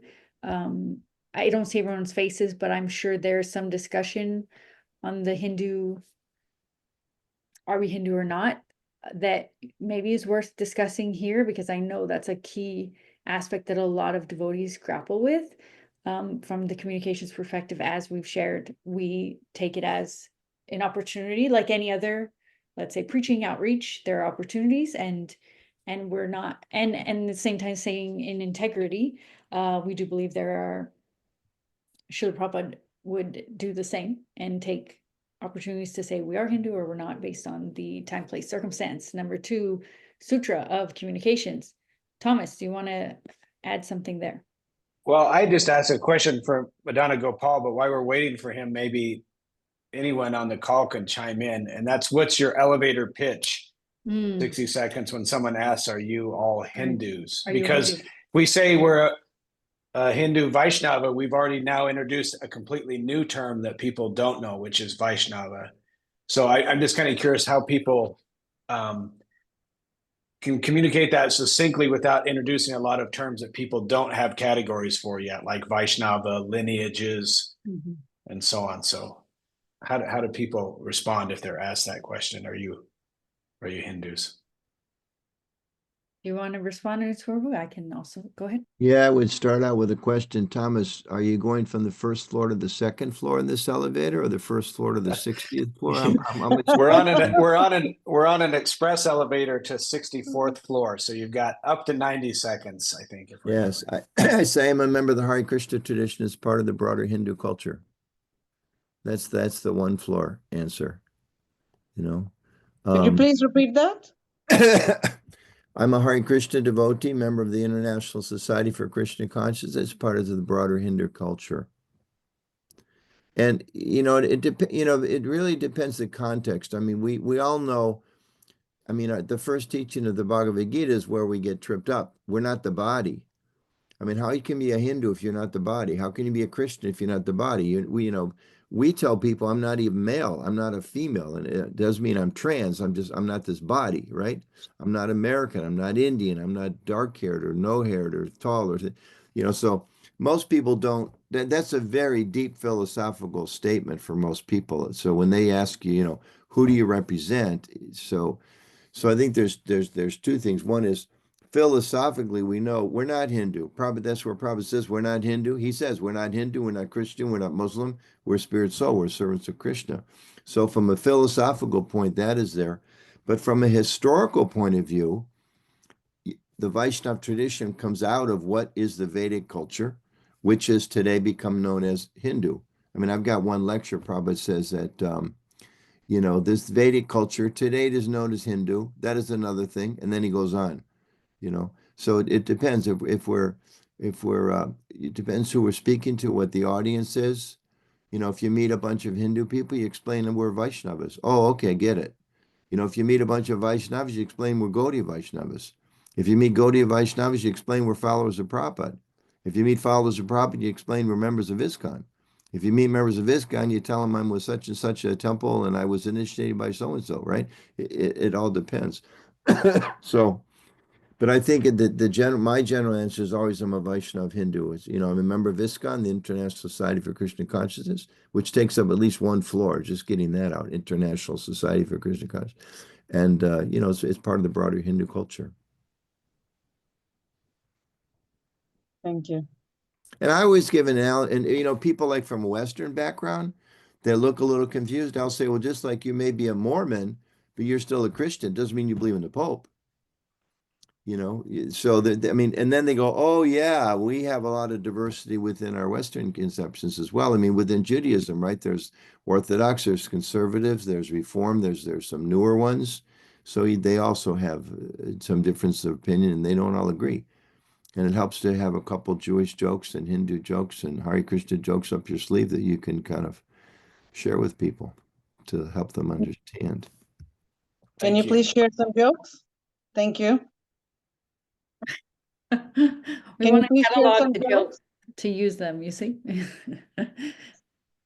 Thomas, were you going to add something to that? No, just I appreciate that's very helpful. Yeah, especially the idea of who your audience is. So try to find where they're coming from and what their language is and experience, and then try to build from that. Yeah. Yeah, one of can I add something to that? Because I really like how Narottama Prabhu uses I'm a Vaishnava Hindu. And sometimes when people are confused, it's very simple. We are part of the broader Hindu culture, but Hindu faith, but we are worshippers of Lord Vishnu. And, most of the people have heard the term Lord Vishnu. Somehow, I don't know how I've run into that most of the time that I've brought that up. These are worshippers of Lord Vishnu. And, oh, yeah, okay, yeah, we've heard that. Okay. But and Narottama Prabhu, again, a request if you can share some of the jokes. I'll appreciate it. It'll help us all. I'll see you at the temple later today. But his point of view is that understanding your audience, and then sometimes, yeah, humor is powerful for sure. Also with people to make you, to humanize you is also very important. In an elevator pitch, you may want to seeing their reaction. You may say, okay, let me become a little more grounded for them. Well, it's like if you meet a Bengali and you say, oh, I'm a follower of Chaitanya. Not all, but most Bengalis. Oh, okay, you're a follower of Lord Chaitanya. But you to a typical person in audience, I'm a follower of Chaitanya, full stop. They have no idea what that's about. So we have to put things in context. I can remember years ago, a little funny story since Sonia asked. We had one brahmachari who was just so transcendental. When he left India to come back to the United States, he refused to pay the $300 tax because he's not an American. He's a spirit soul, and he should not be taxed. So luckily, the temple president stepped in and paid the $300 rupees, or he was about to go to jail. Even though he was transcendental, they were going to take his not so transcendental body and put it in jail because he was so arrogant and refusing to pay the fine. So, it's like, right? It's like, I'm not this body, but I still got a passport, right? So it depends upon the audience and the time, place, and circumstance. But I find generically Vaishnava Hindu is very helpful. And then for people that have the time, they want to know more about what does it mean to be a Vaishnava. And people that really have more time say, well, from the ultimate philosophical sense, our tradition teaches that we're not Hindu or Christian or Buddhist, but we're actually spirit soul. The same way we're not man or woman, etc. So, but You can't tell that to somebody on the second floor going to 4. It's not going to work. They're going to get Take off the the elevator. stairs. They're going to get Take off the the elevator. stairs. Yeah, they're going to think you're completely confused, and they're going to be confused, and they're going to think you're confused.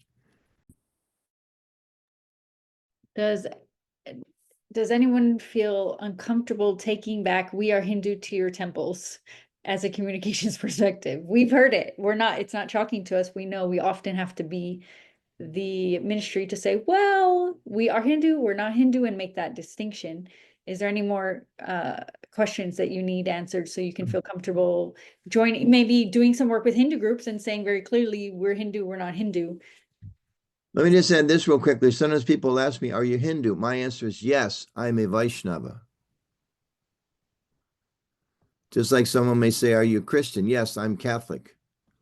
Are you a Jew? Yes, I'm Orthodox.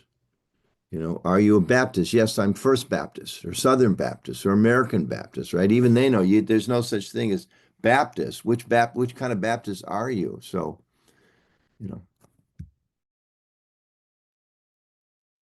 Madana-gopāla, did you want to take, so we were talking about the Hindu discussion, just letting it This is absorb a little further, because we know this is a big topic for Important. people. Yeah, it's an important topic, and it is delicate. So maybe we have to be careful also how we interact with our internal congregation, or even just our own temple leadership on how we want to represent. So we have to be just explain it. I think it's important to explain to the temple leadership our stance on this, like how Nuttama Prabhu explains it. You know, that we are, if someone asks you, yes, we are. But then you can talk about all these nuances. I mean, when we had the communication conference in Italy 2 years ago, I presented this whole Hindu thing, the Hindu identity, and there's a lot of interaction with that because there is a lot of confusion around it, and we struggle with it on a daily basis sometimes. You know, so it's important for us to get the right wordings and to be in the right position for it, and don't lose opportunities for that.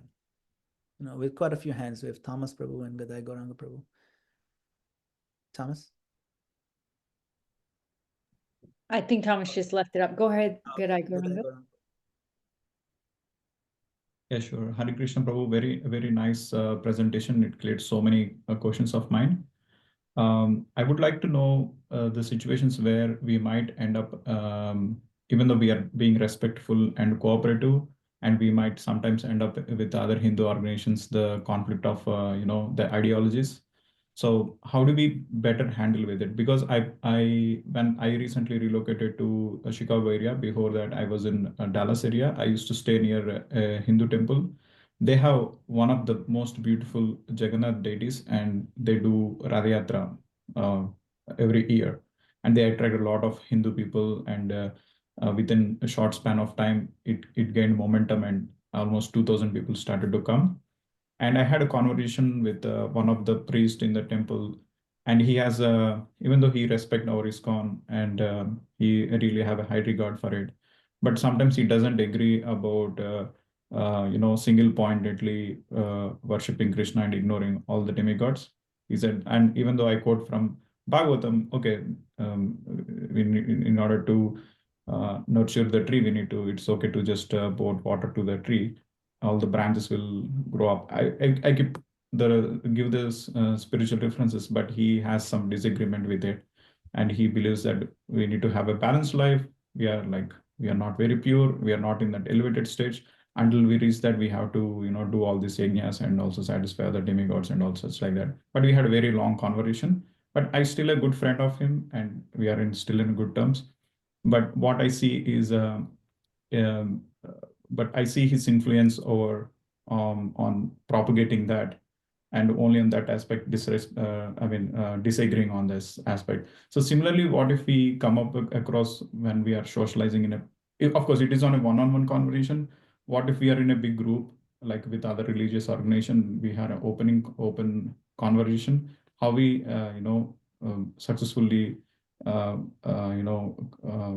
agree upon the differences and move on. Like, do you have any tips on that, Prabhu? Yes, a good question. There will always be differences. The fact that we are in different organizations itself is such a difference. There's a reason why we're in different organizations. There will always be difference of opinion. I mean, the difference in opinion have existed eternally. Say, for example, the impersonal and personal argument. This is not a new thing. It was there even before Shankaracharya came. It is an eternal argument, constantly going on. There'll always be these schools of thought. So anytime there's two people, there'll always be some difference of opinion, you know? Even if everybody's exactly the same, when it comes down to some minor thing or some subtle thing, there will be some difference. So the differences will always be there. That's part of the world, okay? Nothing to worry about. I think your question is important. How do we deal with?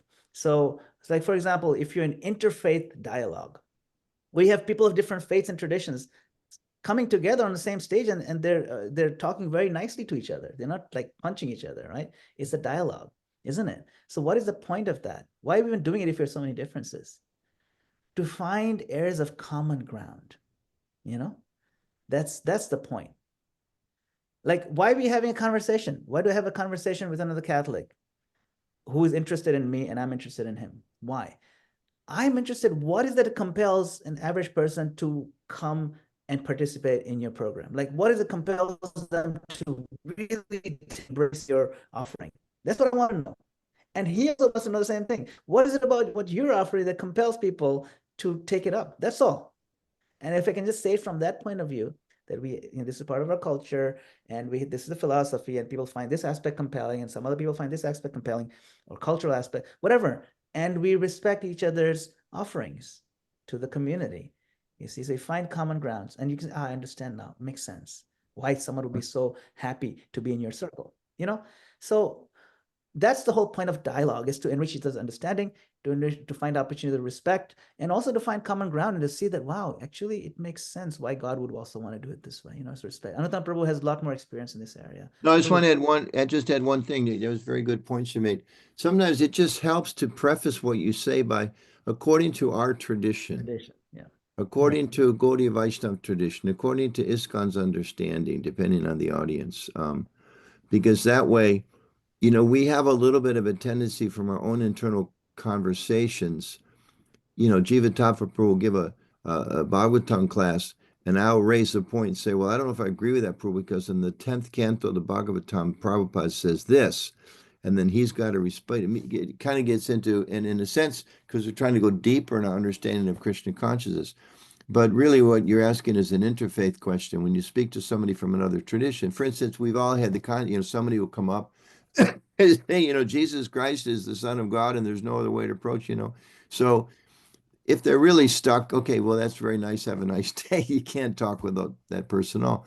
But somebody comes in that orientation, and, you know, can be like, that's, you know, that's wonderful that you're inspired in that way. I know, like Garuda Prabhu, who does a lot of education work with people of other faiths, you know, tell me how that faith in Jesus has impacted your life. You know, ask them more about, you know, what's their particular inspiration, as Madana-gopāla was saying. And when you're responding to our own thing, just like I was just at this Harvard event, some guy came up and he started jabbering with me. And, you know, within 30 seconds, I realized, this is the impersonal school. He's got a new twist on. He's an impersonalist. You don't believe in Krishna. You believe blah, blah, blah, blah, blah. But, you know, I mean, I felt my temperature rising, and I was ready to, like, you know, fight with the guy. Like, you're offending Krishna. Like, how can you're just an insignificant jiva soul. How can you understand the infinite supreme Lord? And, you know, that's not going to go anywhere. So I listened respectfully and asked a few questions and shared, okay.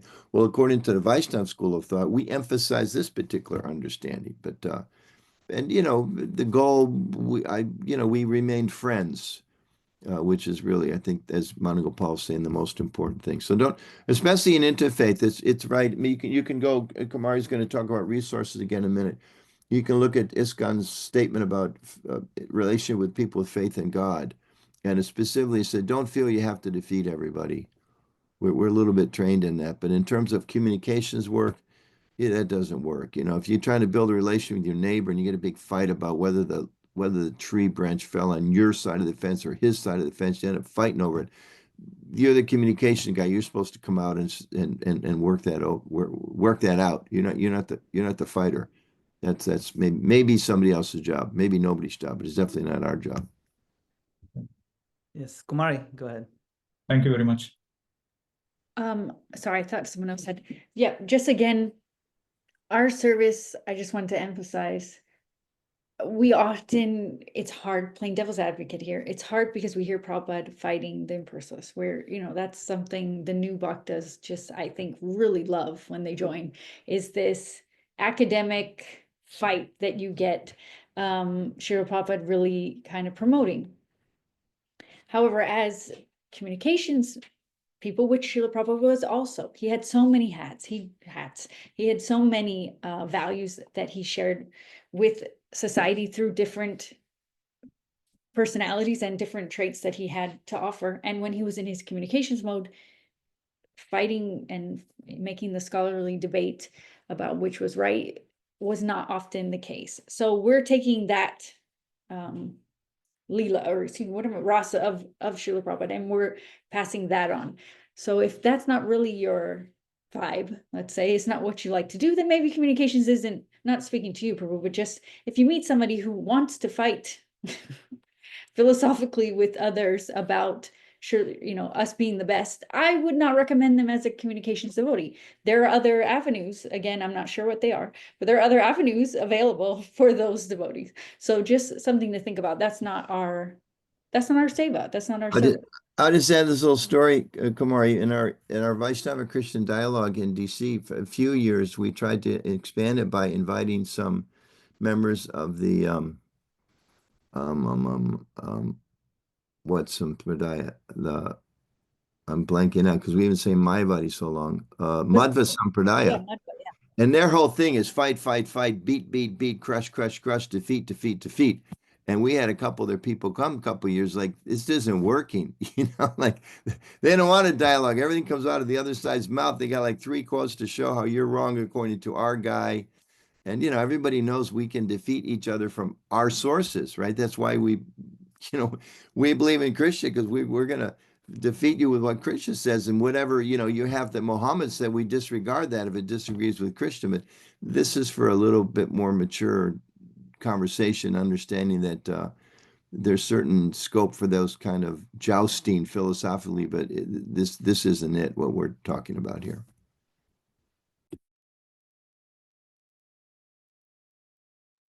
Jiva Tattva Prabhu, go ahead. Hare Krishna Prabhu. Thank you for this wonderful session today. I just want to share again, we are starting as rough stones, but over a period of time, we smoothen out. So one of the things I have really paid attention is time, place, and circumstances. When somebody asks the question, then my mind goes into research. What's the person's background? Why are they asking it? How can I help them understand, what we stand for? And help them understand from the perspective of not just sharing that the values and principles we follow, that's from the Vedic community, coming from, and seem to origin from Hinduism, also gives an opportunity to connect them better by enlightening them. Not that we are preaching to them, it's just help them get that greater depth to discover, wait a minute, I was only thinking this is on the surface. Are you from India and you follow Hindu tradition with 33 crores, 330 million demigods? So again, help them connect better. So actually, I've seen it's a great opportunity for us to get into themselves to realize the greater values that we bring to them. And so much so that sometimes many people, they even say, I really like this, but my congregation would also like to hear this. And they want you to come and address their congregation. It actually opens a really good partnership within the Hindu community, within the other Hindu temples and organizations. Hare Krishna.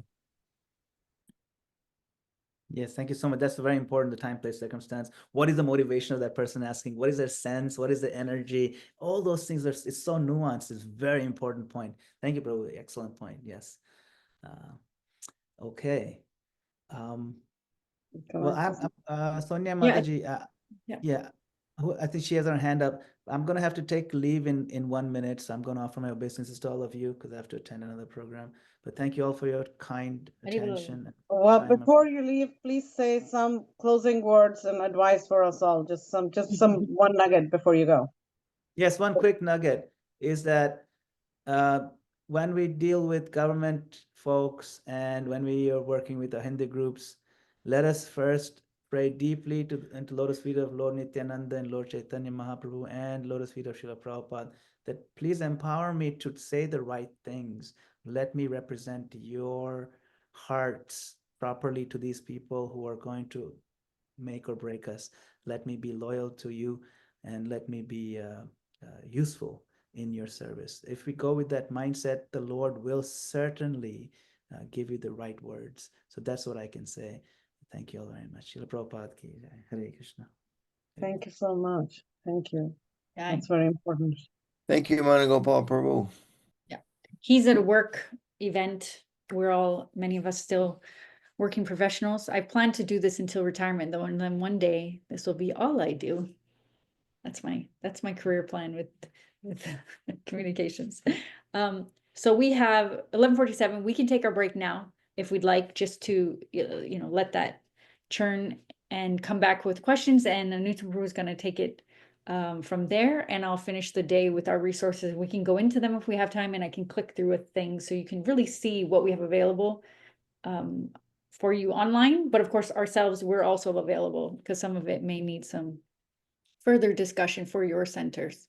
So it's 11:48. So let's break till 12, give ourselves a few extra minutes, grab a drink, etc., or whatever necessary, and come back. So again, just put your video and audio off and stay here. That's the best way.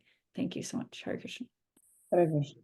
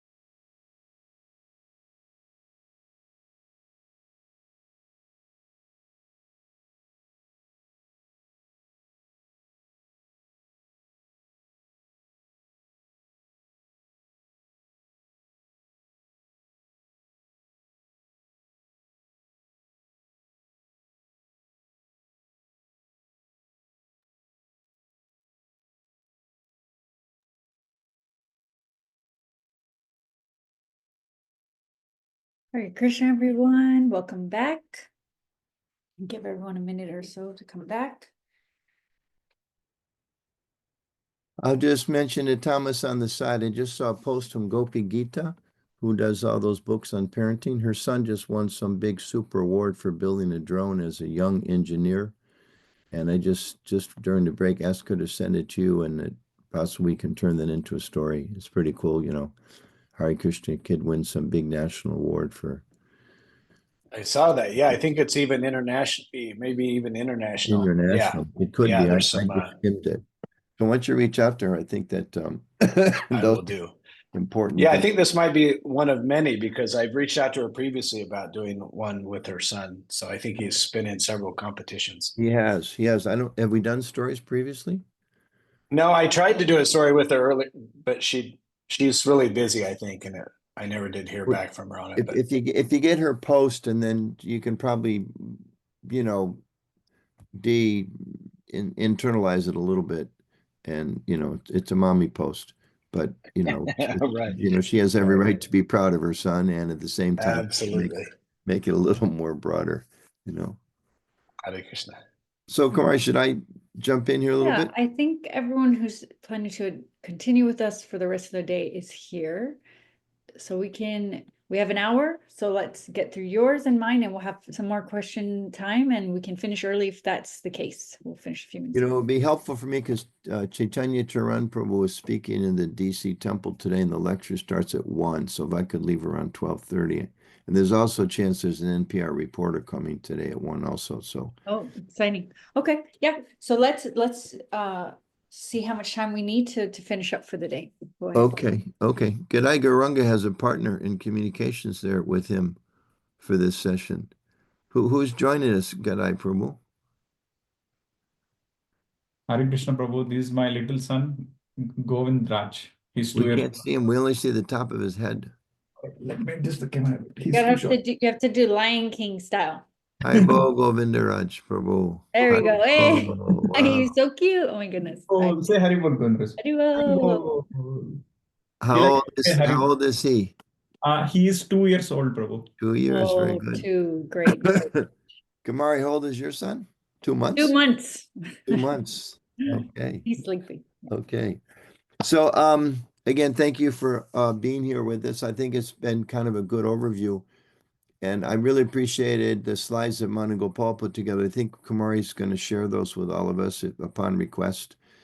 I'm sure he would be happy to do that, especially laying out some of the specific steps that can be taken. And one thing that we just learned from doing communications for years is you just kind of have to get out there and meet people. And that's the real secret. I mean, we talk about interfaith that starts by making a phone call or a text message or knocking on the door of the local church or synagogue or mosque or temple and saying, hi, I'm so-and-so. Of course, as Madana-gopāla emphasized, it is important we coordinate it with the local temple. We don't want to necessarily have local temple authorities. We don't want to have, all kinds of people doing stuff completely unconnected. But a temple president would certainly be happy to have somebody reaching out and making these connections and helping, as we said, make a Sankirtan-friendly world in their area by bringing down some of the barriers and bringing up some support with some of these other key communities. And if you're in a particular area where you find the local leadership doesn't really appreciate or support it much, bring that to attention to Kumari Kunti and Madana-gopāla or myself, and we can, talk with that temple president or board and help them understand the benefits that are there.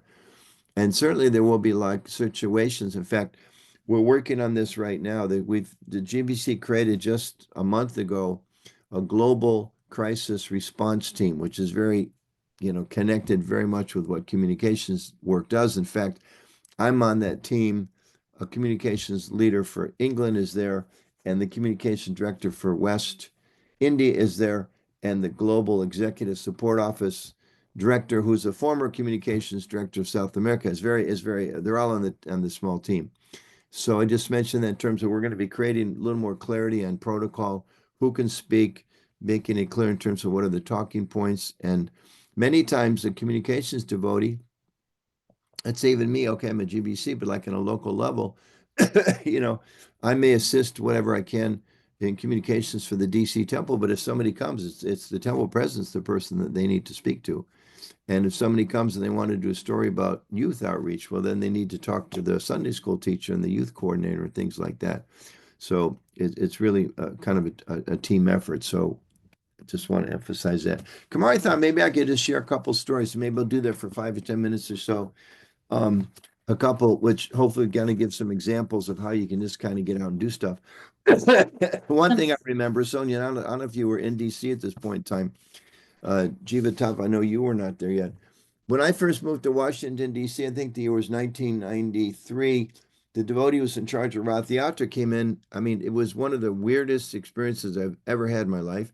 But he came in, he said, Prabhu, I know you do communications. I want to play a recording I made of my last conversation with a woman who organizes Rath Yatra in Washington, D.C.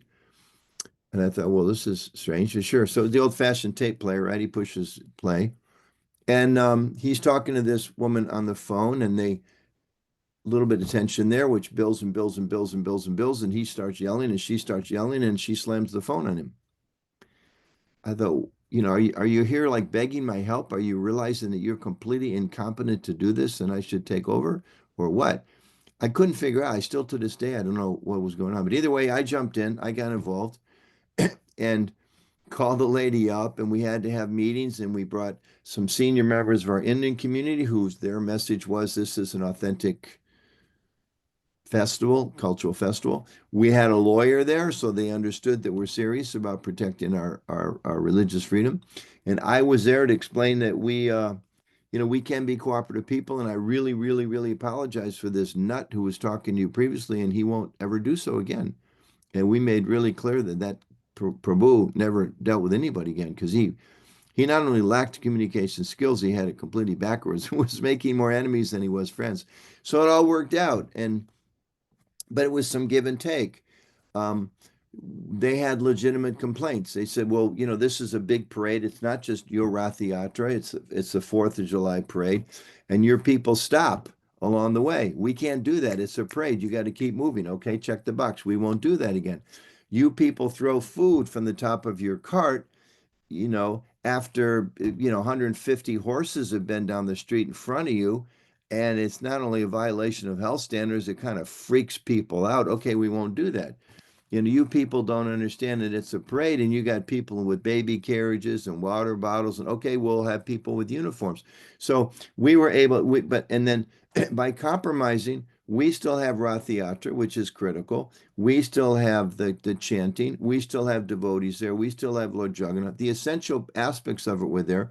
But we had to compromise on a few things like no blue jeans. I mean, as far as I recall, Chaitanya Charnarita doesn't say that you have to allow devotees to come in blue jeans. I don't think that's critical. So there were certain things that we could adjust according to their needs, making sure it continues to move. Then maybe if it was just our own festival, okay, you stop the cart, it's Lord Jagannath's pastime, you stop. But we had to make some adjustments. One thing just to kind of underscore, don't be discouraged, as I mentioned yesterday. Communications is a process, not a product. Some of the best relationships we've ever built, some of the most supportive connections have come out of a crisis. A lousy article can lead to a good working relationship with a reporter. You know, this devotee having this crisis that he caused us about led to long-term relationships. That same year when we were trying to get out of this mess with the permission for Rath Yatra, there was also the health department would not give us permission. And we were curious, well, why? And they explained, well, because last year, you people, quote unquote, you drove your truck down, you dropped off your food in the middle of the field with nobody watching it in the middle of a hot day in the sunshine, and there was nobody there. Now, anybody that knows anything about, food safety, it's either got to be kept hot or it's got to be kept cold. You can't leave it sitting on the ground where insects and rodents and all, they broke every rule in the book. So we had to take a very humble position, call them up, have a meeting with them, take responsibility for what had gone wrong, make a list of what we had to do better. And I remember at one point in time, this really kind of sticks in my mind. we were speaking with this one guy with the National Park Service, and he said to us, he said, well, you'll need to read the manual. And we said, okay, please give us a manual. So he handed us like the manual, which was about 300 pages long. And I'm not going to make this up. This is absolutely true. We said, that's a pretty impressive manual. And he said, yes, it took me a year to write it. So this was at the National Parks Office. It wasn't just like some guy out in the middle of wherever, Montana. No offense to any Montanans on the call. But this was the head office. We're talking directly to the person that wrote the guidelines. So if he wrote them, obviously he's very invested in it. So, you know, we touched it to our heads. We paid vacancies before we circumambulated 3 times. Here I'm exaggerating a little bit, but we showed appropriate respect. And we read the relevant sections. It got back to him, said, we will do A, B, C, D, and E. And we won't do this. Flash forward, this is some time ago, but about 10 years later, I remember getting a phone call from the health coordinator who said, we just want to let you know that this year on the 4th of July, we won't be visiting your food booth. You know, they always come by and pull out the thermometers and check the temperature. Does everybody have your hats on and you have a place to wash your hands? She said, yeah, I'm really, really sorry, but we won't be able to come by. We're short of staff this year. And there's a lot of extra booths. So we're not going to come see you folks because we know what an excellent job you do. So if we don't get by to see you, please don't be upset. Okay, went from like your band to like private meeting. Why? Just because we respected them, we heard from them. We talk a lot in communication about the importance of listening skills. You know, we didn't fight with them. You know, you left your food on the middle ground. Well, this isn't food. It's sanctified. It's been touched by the lotus lips of the Supreme. That doesn't work with those folks. That's not their needs, interests, and concerns. So because we were flexible and cooperative and humble and fixed the mistakes, we built a relationship to the point, and I'm literally true. They called to apologize. We won't be able to inspect every booth. We're not going to come to you guys because we won't have time, but we know you're going to do things right. So those kind of things happen. I had an experience in Washington, D.C. We talk different audiences with the media. The media showed up one day. I remember I was home. I was the president. I had the flu. I remember I was sick. I was in bed, sick. My wife comes and tells me there's a TV reporter at the door with the cameraman, and they want to talk to you. So it's like, oh gosh, you know. So I remember I got up. I didn't have time to shower. I just put on some tea-lot, got dressed in a hurry, not feeling very good. Came out to talk to them. There was another group of Hare Krishna devotees who were on traveling Sankirtan in our area that were saying false things, collecting money under false pretenses, and passing out little stickers and telling people when they were asked, where's the money going? They were, and do you have a local place? Yes, 1400 Cherry Street. So they were using our name. So they showed up at 1400 Cherry Street doing, this is like 9 wants you to know, investigative reporter. So she shows up with a cameraman to you know, like that. So by Krishna's grace, I could honestly answer that we did not collect money in this way, that we do actually, in fact, have a food distribution program and blah, blah, blah, blah, blah, and defended Prabhupada's reputation. It led to a really good relationship with this lady reporter. And she actually had us on another TV show because she felt so bad because they kind of like made us look bad initially in their reporting that she wanted to give us a chance to correct the story. Those are the kind of opportunities that come along. Flash forward another, we haven't talked about this, another audience, anti-cult, which I still keep touch with for various reasons. Kumari Kunti went to a conference with me 2 years ago, right? Kumari, was it last year? 2 years ago? So these are people that are very concerned about abuse by religious leaders and other leaders of people. They're very concerned about people being manipulated, people breaking up families. The old days, they used to use a lot of words like brainwashing. You don't hear that so much anymore. But, you know, they have some legitimate concerns. And what a little story I'll tell some years ago, there was an article in New York Times. This is like 20 years ago now. ISKCON celebrating its 30th anniversary. So almost 35 years ago. And the article was, Hare Krishna's at 30, real changes or just PR? Madana-gopāla mentioned the word PR doesn't have great connotation these days. That's one main reason we don't use it, even though we do some of that similar types of service.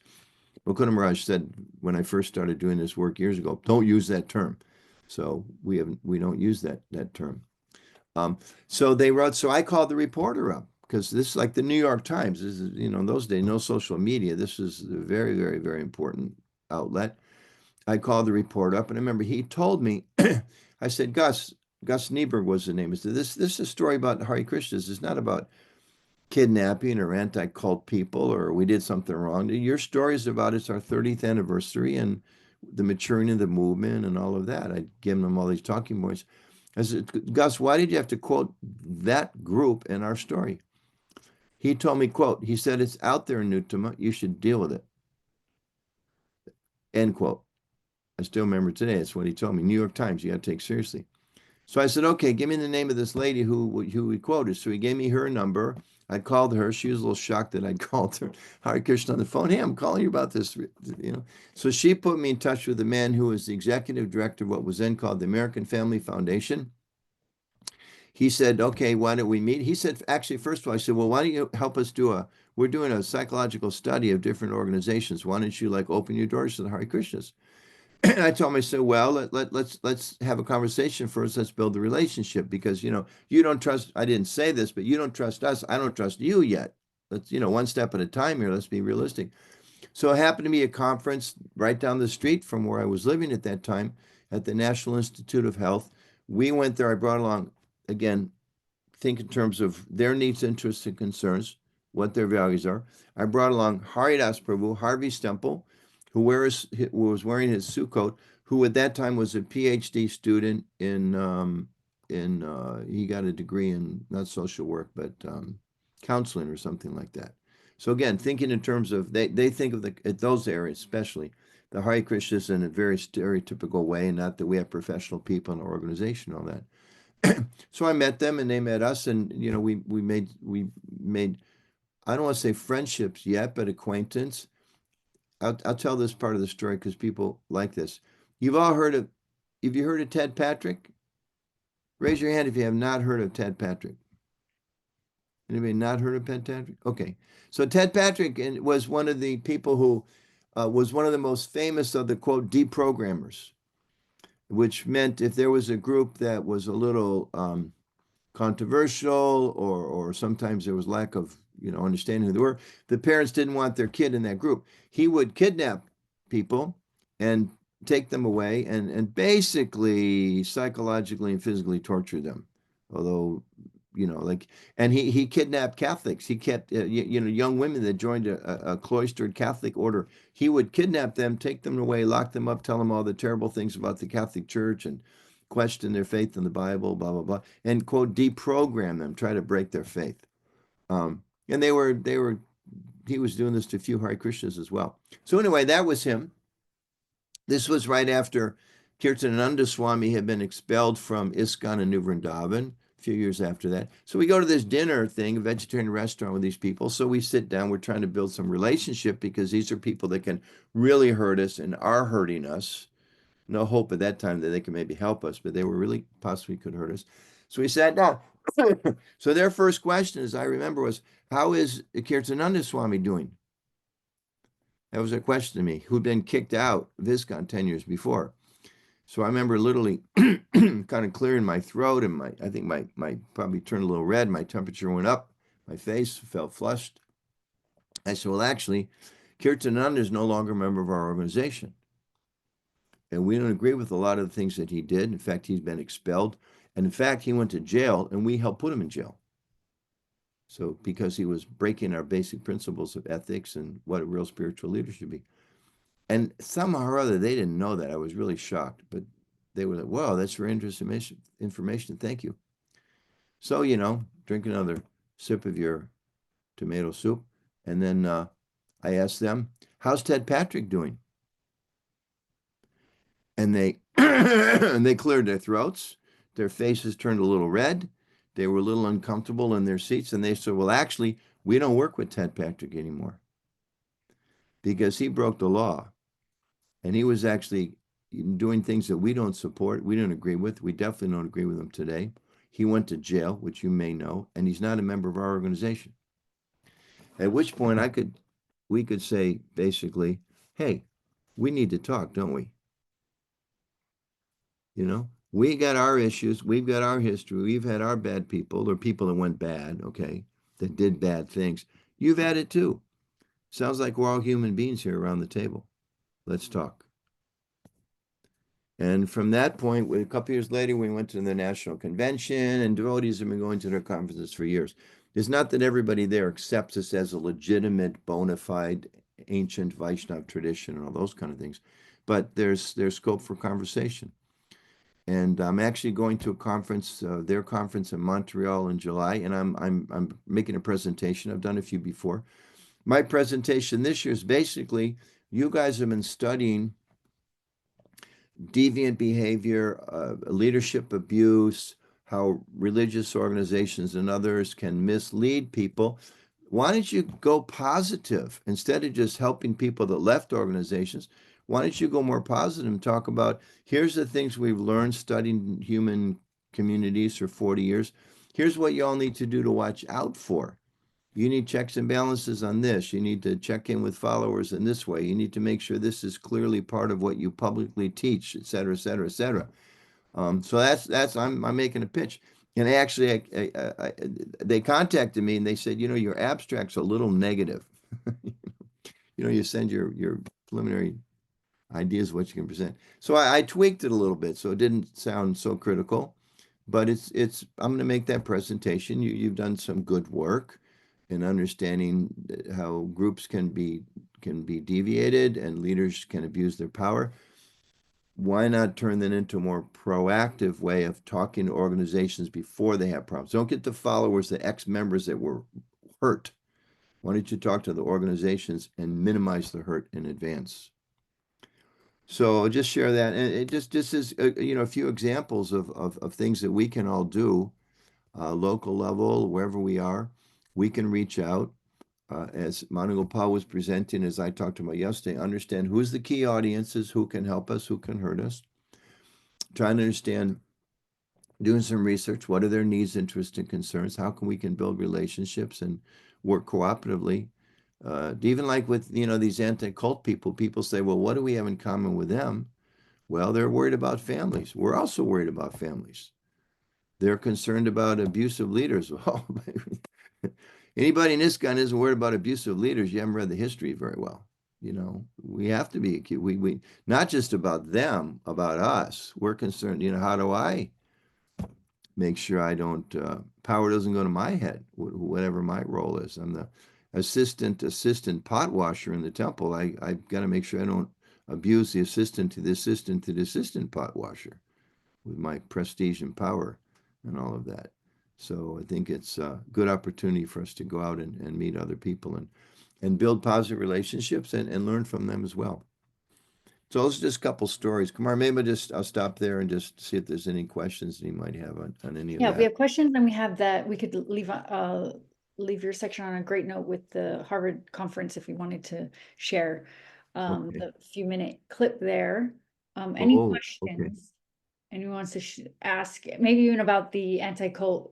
I know that's also one of the controversial, one of the points that people often ask us about, why we attend and what we do with anti-cult groups. Any questions, concerns? No, I don't see any hands. Okay. Well, let me just expand what you said. People will question. I remember years ago, I went to a temple on the East Coast. They were having a major lawsuit. I showed up there, and I remember, as I recall, 3 people in a row asked me, why are you here? I said, to talk to the media. And the first person told me, well, they're demons. The second person told me they don't pay any attention to us. The third person told me, well, there's no way you're ever going to have any kind of positive information come out of them. You know, basically you're wasting your time. And I remember thinking, well, the temple paid to fly me out here. I was still in Denver at that point. I got to try to do something. So I called up the local Boston Globe religion reporter. There was more of those back then than there are now. Invited him to the temple. He wanted to come to the temple. We had a very nice, spent an hour and a half, took prashad, him asked a lot of nice questions. I think he wrote a nice article afterwards. At one point, as he was leaving, he said, you know what? He said, I've been the religion reporter for this newspaper for 17 years. Remember that number, 17 years. He said, you're the first person that ever invited me to the temple. So meanwhile, all the devotees, at least the ones I talked, were convinced these people, they don't care about us. You know, they're not genuine people. He'd never been invited. So how do we form all these opinions? Never invited. So you may say, well, the government doesn't like us. Well, when's the last time you talked to them? Well, the neighbors have issues with us. Well, maybe they have good reasons for issues. When's the last time you made sure the devotees don't snip all their roses in the morning to offer to God? I'm going to benefit my neighbor. I'm going to snip their roses and purify them. It's like,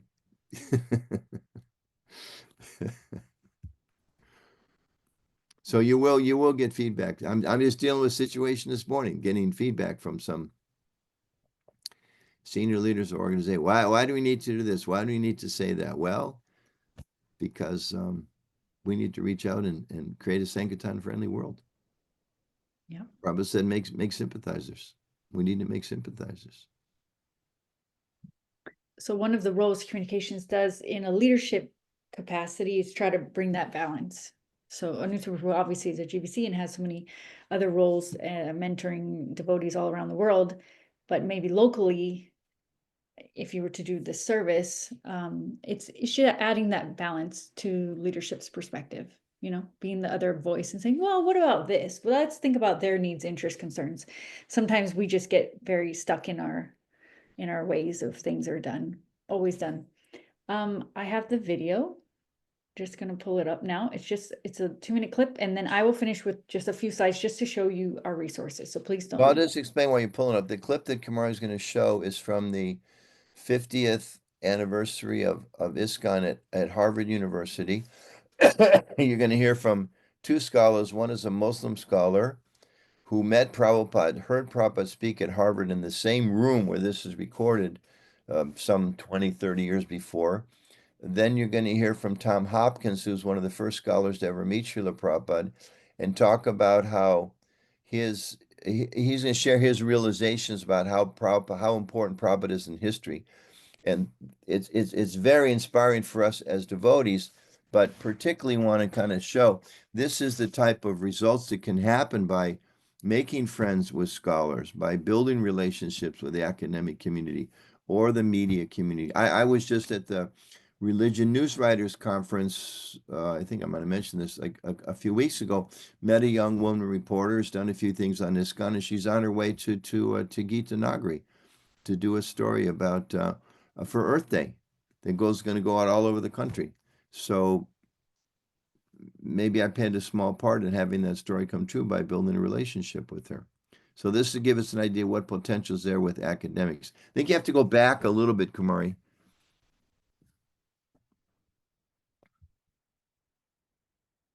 Just, yeah, you need to go back about a minute. Yeah, before that. Yeah, a little bit before. Okay, you can start with, yeah, now you can start here. It's a little rough starting, but you'll understand. Okay, let me know if everyone can hear. Sorry, I realized I didn't set up my audio. Let's see. Everyone sees? Yes. So talk about peace, all serious subjects for We me. can hear. Curiously, though, alongside these serious subjects, he was also talking about delight. He's talking about Prabhupada. Most of the members of ISKCON in 1966 knew almost nothing about the early Chaitanya devotional movement and its participants, or about the later figures who shaped the Vaishnava tradition of Bengal that in September of 1966 laid the foundations for ISKCON. That is to say, they knew almost nothing about Bhaktivedanta's background or where he got his teachings and practices. As a historian, we have to look at the historical situation. And the fact is that there was no clear parallel. There has been no clear parallel to Prabhupada's achievement. The most obvious parallels would be Jesus' founding of Christianity and Muhammad's founding of Islam. Jesus' ministry, however, was among his own people and his own culture. And he had the help of adults, his own age, his disciples, to carry his movement forward. The same thing can be said of Muhammad, who had from the beginning followers from his own culture and his own family to help him establish his movement. Prabhupada, by contrast, was one elderly man in a totally unfamiliar culture with no one else from that culture to support him, and a group of followers initially at benchmark 0. Moreover, unlike many earlier missionaries from Hindu India, he was determined to establish not just an outpost of Hindu devotion to Krishna, but an outpost of Indian Bengali culture as well. He wanted to carry a whole cultural tradition across a huge cultural separation, and he set out to do it himself. He thus not only taught his followers how to practice devotion to Krishna, the Gaudiya Vaishnava way, he also taught them how to cook, how to dress, how to conduct themselves by doing these things. And of course, he taught them Sanskrit, he taught them texts, and he taught them how to teach all of these things to others. He was, in short, a one-man channel for an entire cultural religious tradition, starting when he himself was already 70 years old. How did this work out? Time will, of course, tell. But here we are, 50 years down the road, and looking ahead as well as back. And I might add in closing, ISKCON has on the record done at least as well as Christianity and Islam did in their first 50 years, because both at that point were having serious problems. So may the discussion begin. Harry Bowl. So this was at Harvard University. You can see some of the scholars that were there. And yeah, you can stop it there. That the full video, by the way, it's 15 minutes. You can just Google. It's on our communications website also. Is there too? Okay, great. Or just Google ISKCON 15th anniversary Harvard. It's don't look. The Desire Tree did a little thing, 3 minutes long. That's not as significant. The 60-minute reference is really good. And this scholar Tom Hopkins, he met Prabhupada. He had I think he did even his PhD on Gaudiya Vaishnavism, Bhaktivinoda Thakur. He was very influential man. He passed away just a couple of years ago, so it was really inspiring video. Any questions on that? And then, Kamara, I think I will head to the temple if I may. I understand many may have to. It's Sunday feast. We all have programs to attend. Another reason we shortened doing a weekend program, a weekend conference. Questions for Nutama Prabhu, and then I will finish with resources and we can end early. Any questions for him to finish? No, I think you are free to go. Kim, 20 seconds longer. No questions at all. Everybody's convinced everybody's going to knock on the door of your local monastery or mayor's office or. Yeah, why don't you put in the chat what you feel confident moving forward doing with your local centers after this conference. Throw it in the chat. We'll see what everyone's.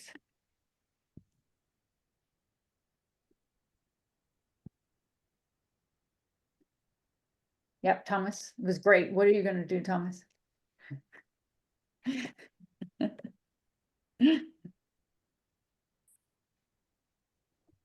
Somebody asked about the monkey on a stick documentary. Maybe we can answer that question. Yep. Just so I can, yeah, let's see what people are saying. A lot of thank Perfect. yous. I feel confident to reach out to more of our local officials. Yeah, Lolita, you've got a solid foundation to do so. You really. Yep.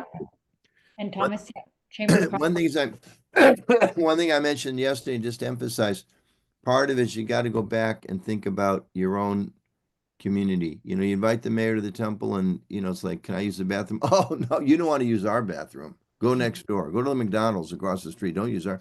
You got to see and think things like that through. You have to make sure the devotees understand that if, you know, if the local imam or priest comes, you can't have Bhakti Billy coming up to him and trying to convince him that he's got to chant Hare Krishna on his rosary and not. You have to think through some of those things as well.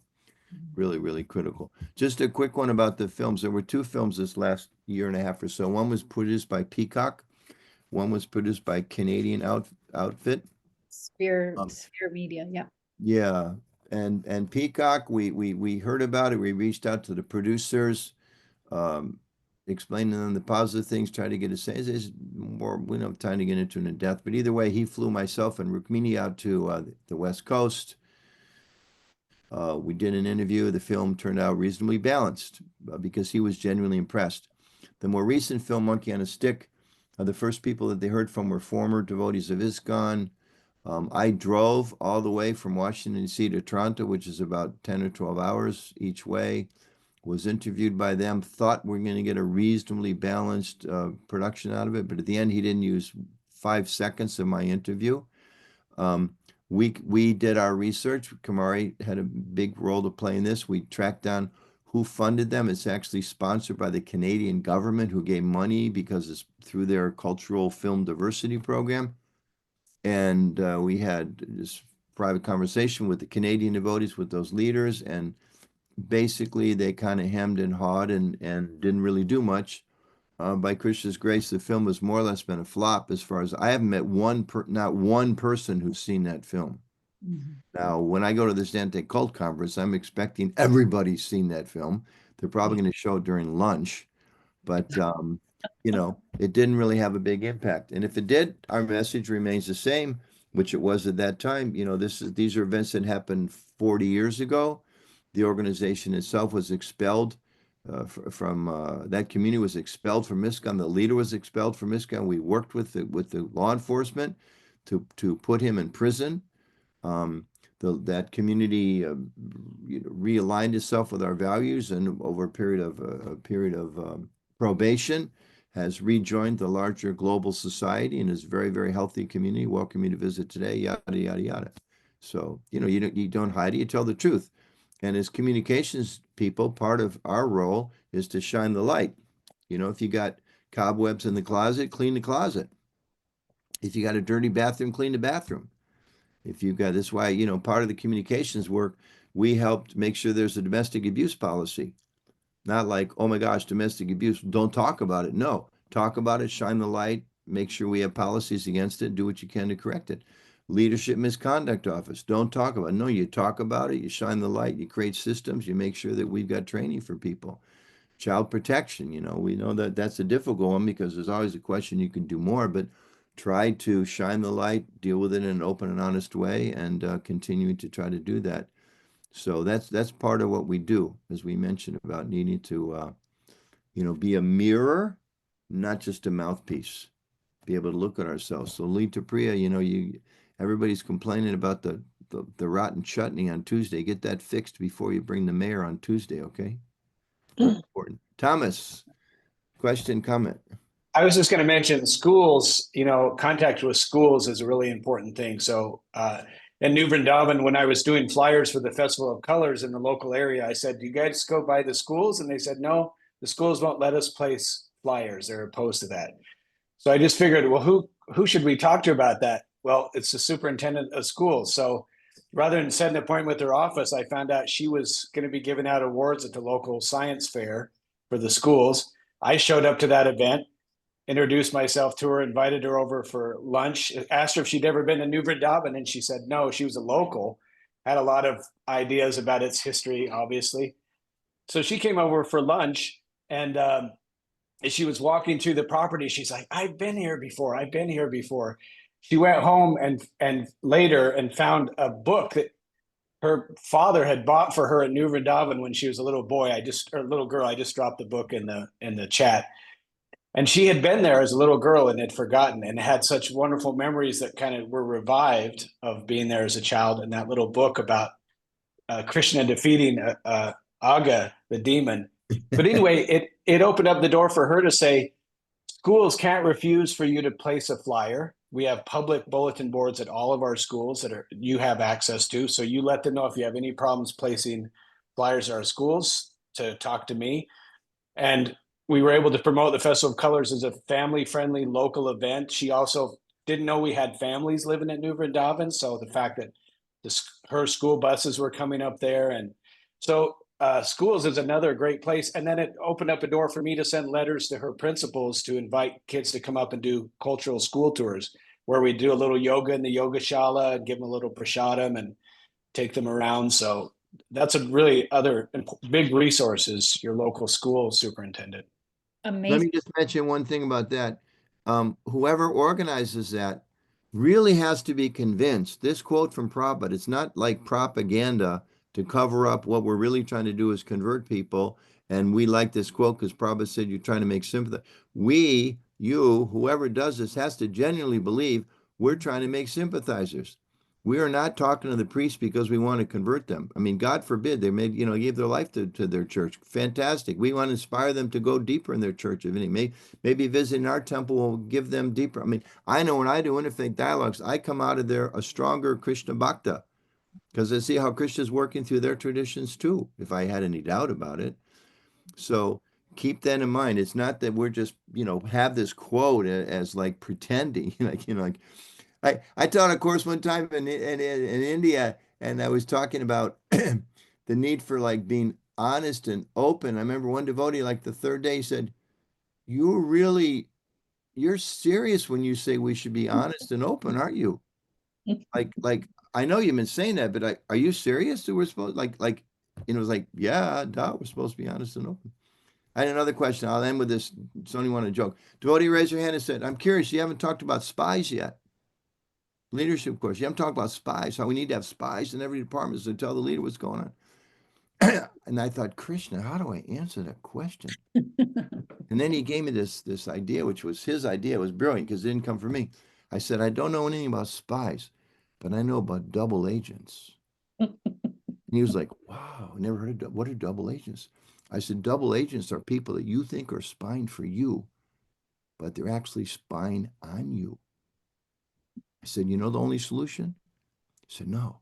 I said, you got to be open and honest and transparent. Then there's nothing to reveal through the spies. It's the only solution. He was like, so it's true. We believe in Krishna consciousness. We believe. I just heard another lecture this morning. And Prabhupada was saying about virtue. And he's quoting that verse in what is the 7th chapter of Bhagavad Gita, that one who's acted piously in this life and in previous life can understand Krishna. It's not like there's just like one verse that says you should act piously and the rest of them say just, do any crazy thing for the Lord. It's no, one who's acted piously in this life and in previous lives can understand Krishna, give their life to Krishna. So I apologize. I'm going to sign off. I have to run to our temple. Thank you. It was nice to be with you. Appreciate it. And Kamari's going to share some wonderful resources there from all of you. And then we're gonna have another conference follow-up later, which Kamari talk a little bit. We're gonna get into some specific spokesperson training, which is another aspect of what we do. We touched on it here. We're getting into some specific details and training hands-on on that. Thank you all very much. Keep in touch. Kamari's gonna get your number, your contact. I have your contact already. Yes. We'll follow up with all of you soon afterwards, and we're at your disposal. Thomas is there on my screen. He's up in the corner. Fantastic editor for ISKCON News, the best we've had. They've all been good, but he's the best. And he needs your stories. He wants to promote the good things that are happening in your community. So reach out to him, find out how you can tell him more about the exciting things going on in Tucson and Miami and Vancouver and Chicago and all of Tampa, all those areas. He's happy and wants to tell the story of what your successes are. Hare Krishna, everybody. Jai Prabhupada. Okay, I will not keep you for much longer. It turns out everyone was busy today. I'm just showing a few of these. You see my screen. So just quickly, the website, I think you already noted that I had pulled that video from this website. Actually, I should just go to the website. But here at the bottom, we have the media kits. If you ever get media at your temple, contact us first for some help. But we have a media kit to give them. This is about ISKCON. This is what we do. All the kind of, let's say, verbiage, as we call it, for them to use to do a story or, whatever they're doing with your temple. We have some VIP endorsements, which are useful sometimes to send to, again, press, etc. We have our director of communication support. Myself and Madana-gopāla, of course, are on that. And the rest of the team. We have quite a network of directors across the globe, and we keep very connected. So something happens in one region, we share, we help, we support. Often our support means getting letters from, as Sonia was speaking about, working with politicians. And when we need help, we reach out to them. Can you put some pressure on the government? And can we get a letter of support to support our Bangladesh devotees and ISKCON? I mean, the work we're doing is supporting. I know it's very recent. Some of this Bangladesh is huge impact on our temple there, but it's still happening. We I mean, communications devotees are the ones doing the backbone of helping support the government. I mean, levy and pressure the government there is the communications team in India with the support of its global network. So some of the service we do is behind the scenes, and that's absolutely expected, but important. And that happens locally. Local, I mean, all news is local news, first of all. All news is local news. So everything you're doing locally helps or hurts or helps us in ISKCON. So just think about that when you're thinking about your impact and why is this important. Okay, very important. These starter kits, I have a link. I'll send all this via email. It's just easier for you to find it later. This is on media relations, for example. We have all the major key audiences. Your checklist, what should you do? Where should you go? Really, if you're thinking to do some of this work, we have a whole action plan for you to go through, and then you can call us and talk to us about it. But if you're thinking about things, we have a starter kit for you to use as kind of a guideline, just to help you work your way through. ISKCON News, of course. ISKCON News is continuously growing. It's our main site. I don't know if you realize the web, obviously the power of the web. One of our major, the only thing we really do proactively on the web is ISKCON News. That we're putting that out there to make sure the algorithms and ISKCON is seen in the best light through ISKCON News.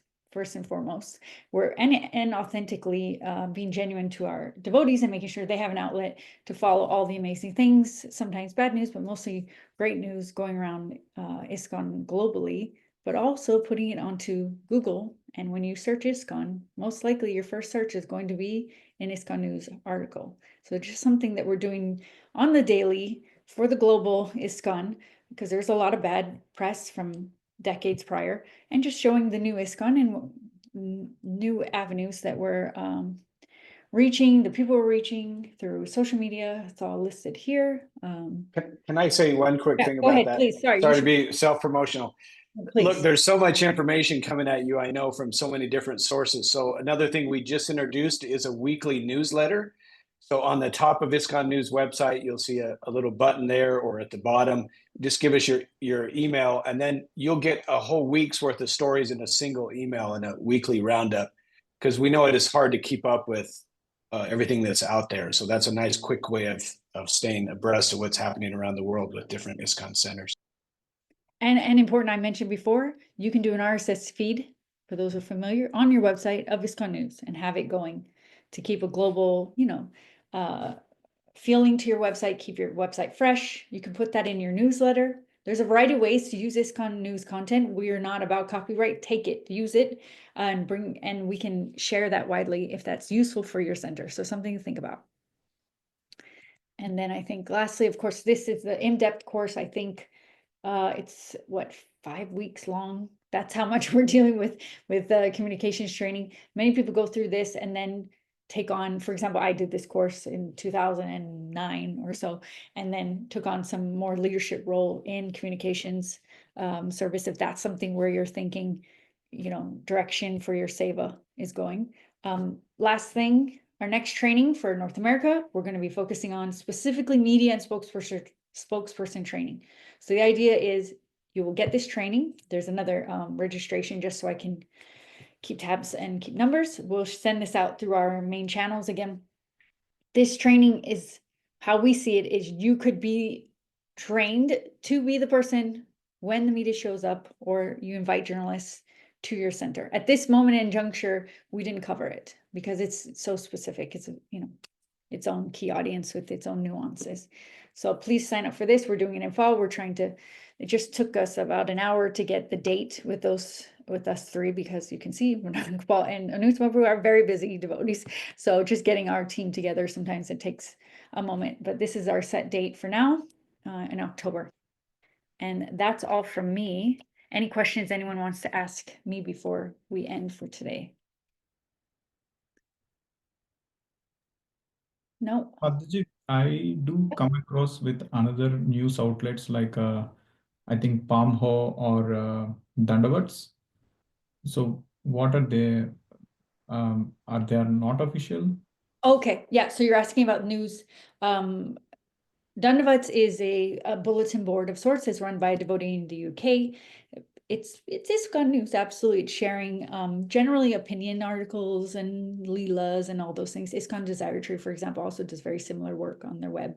But ISKCON news is the official. So if you read conflicting things, as sometimes we do, ISKCON news will be the official, in the sense we have to go through GBC channels. A newspaper Peru, obviously GBC member, very helpful for those reasons, to put out.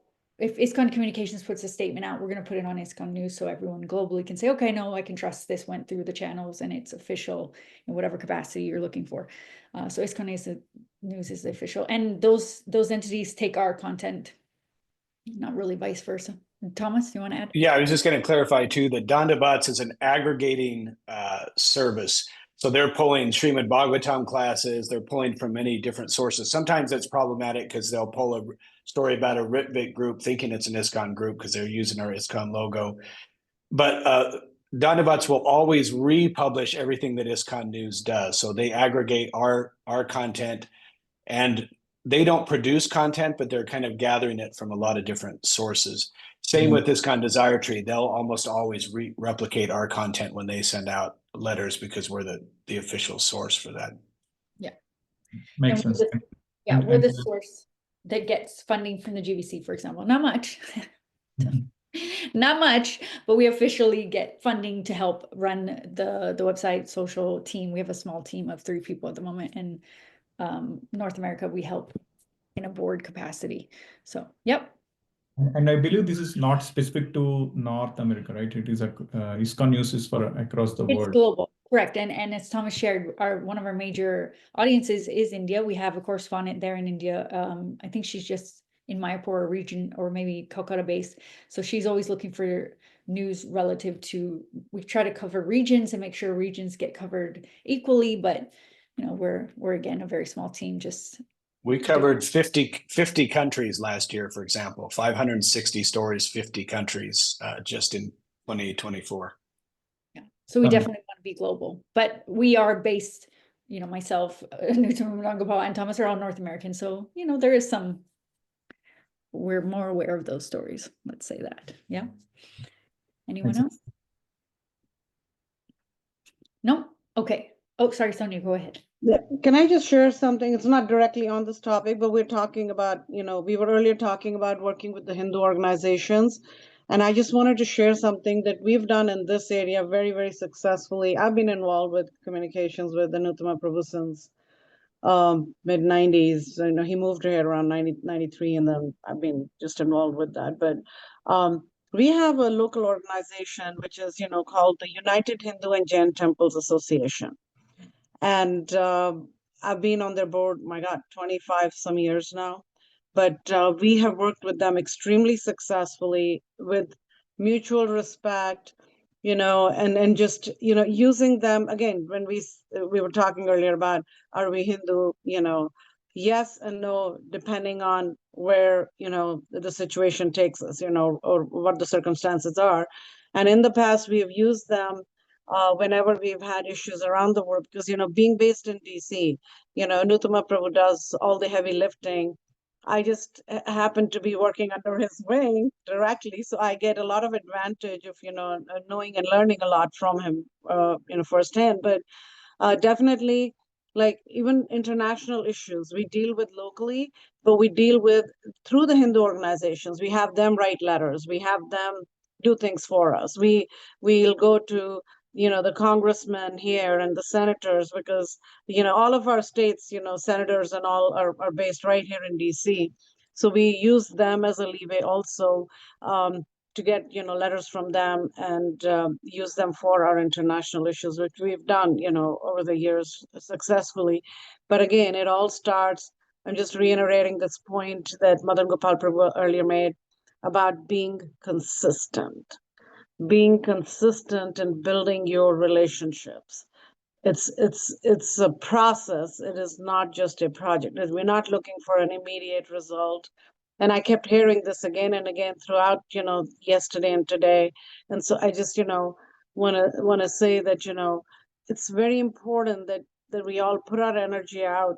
And I know some of you are are just starting out with communications and you're still figuring out how do you work with your temple president or your temple authorities.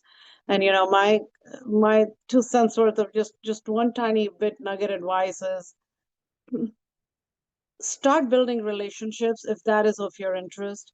If you want to really do communications and you're serious about it, when your local authorities will see the results, they will get on board. Don't wait for them to first get on board. If you see the value in it, just do it. And when they see some results, they'll immediately be on board. I don't know. What do you say to that, Yeah, Kumari? absolutely experience that. And that's not just with our ministry. We find that's, unfortunately the case with a lot of ministries trying to do important work. Sometimes you have to just do the work, make sure you're following the guidelines, have some guidance. You can say under, the North American team, under their guidance, and do the work, start it. And then they're like, oh, wow. Even myself as the director of North America, I have difficulty with doing service in my local temple. So if that makes you feel any better. I really appreciate all of you. And I know personally, whenever I run into challenges and I have things I need to take care of, I reach out to your team, to you all, and you all do respond because we have very, localized issues of things that happen. And then you all have always stepped up and just, supported efforts of whatever we are trying to achieve locally. So I really appreciate you all very, very, very, very, very much. Well, we appreciate you. She's one of the stalwart devotees of DC. How do you think DC just built that temple?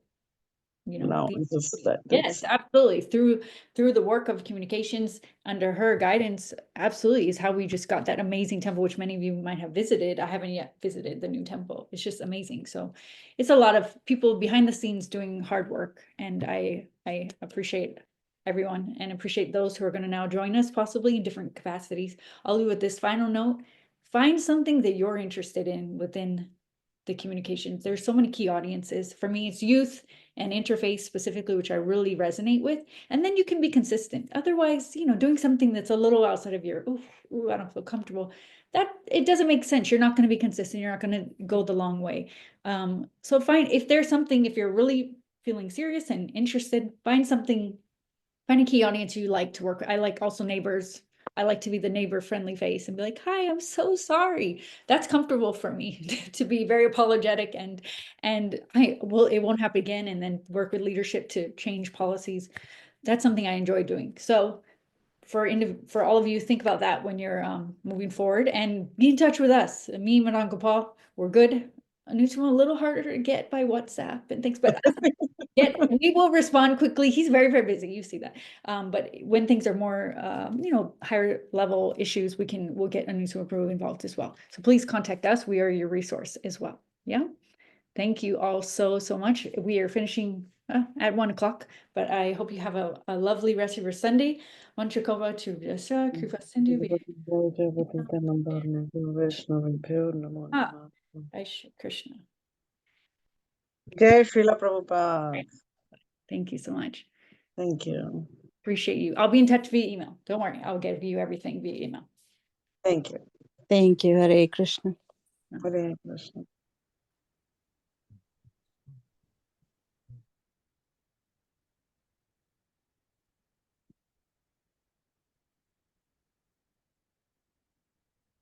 I really appreciate you, Kumari. I just want to say thank you so much.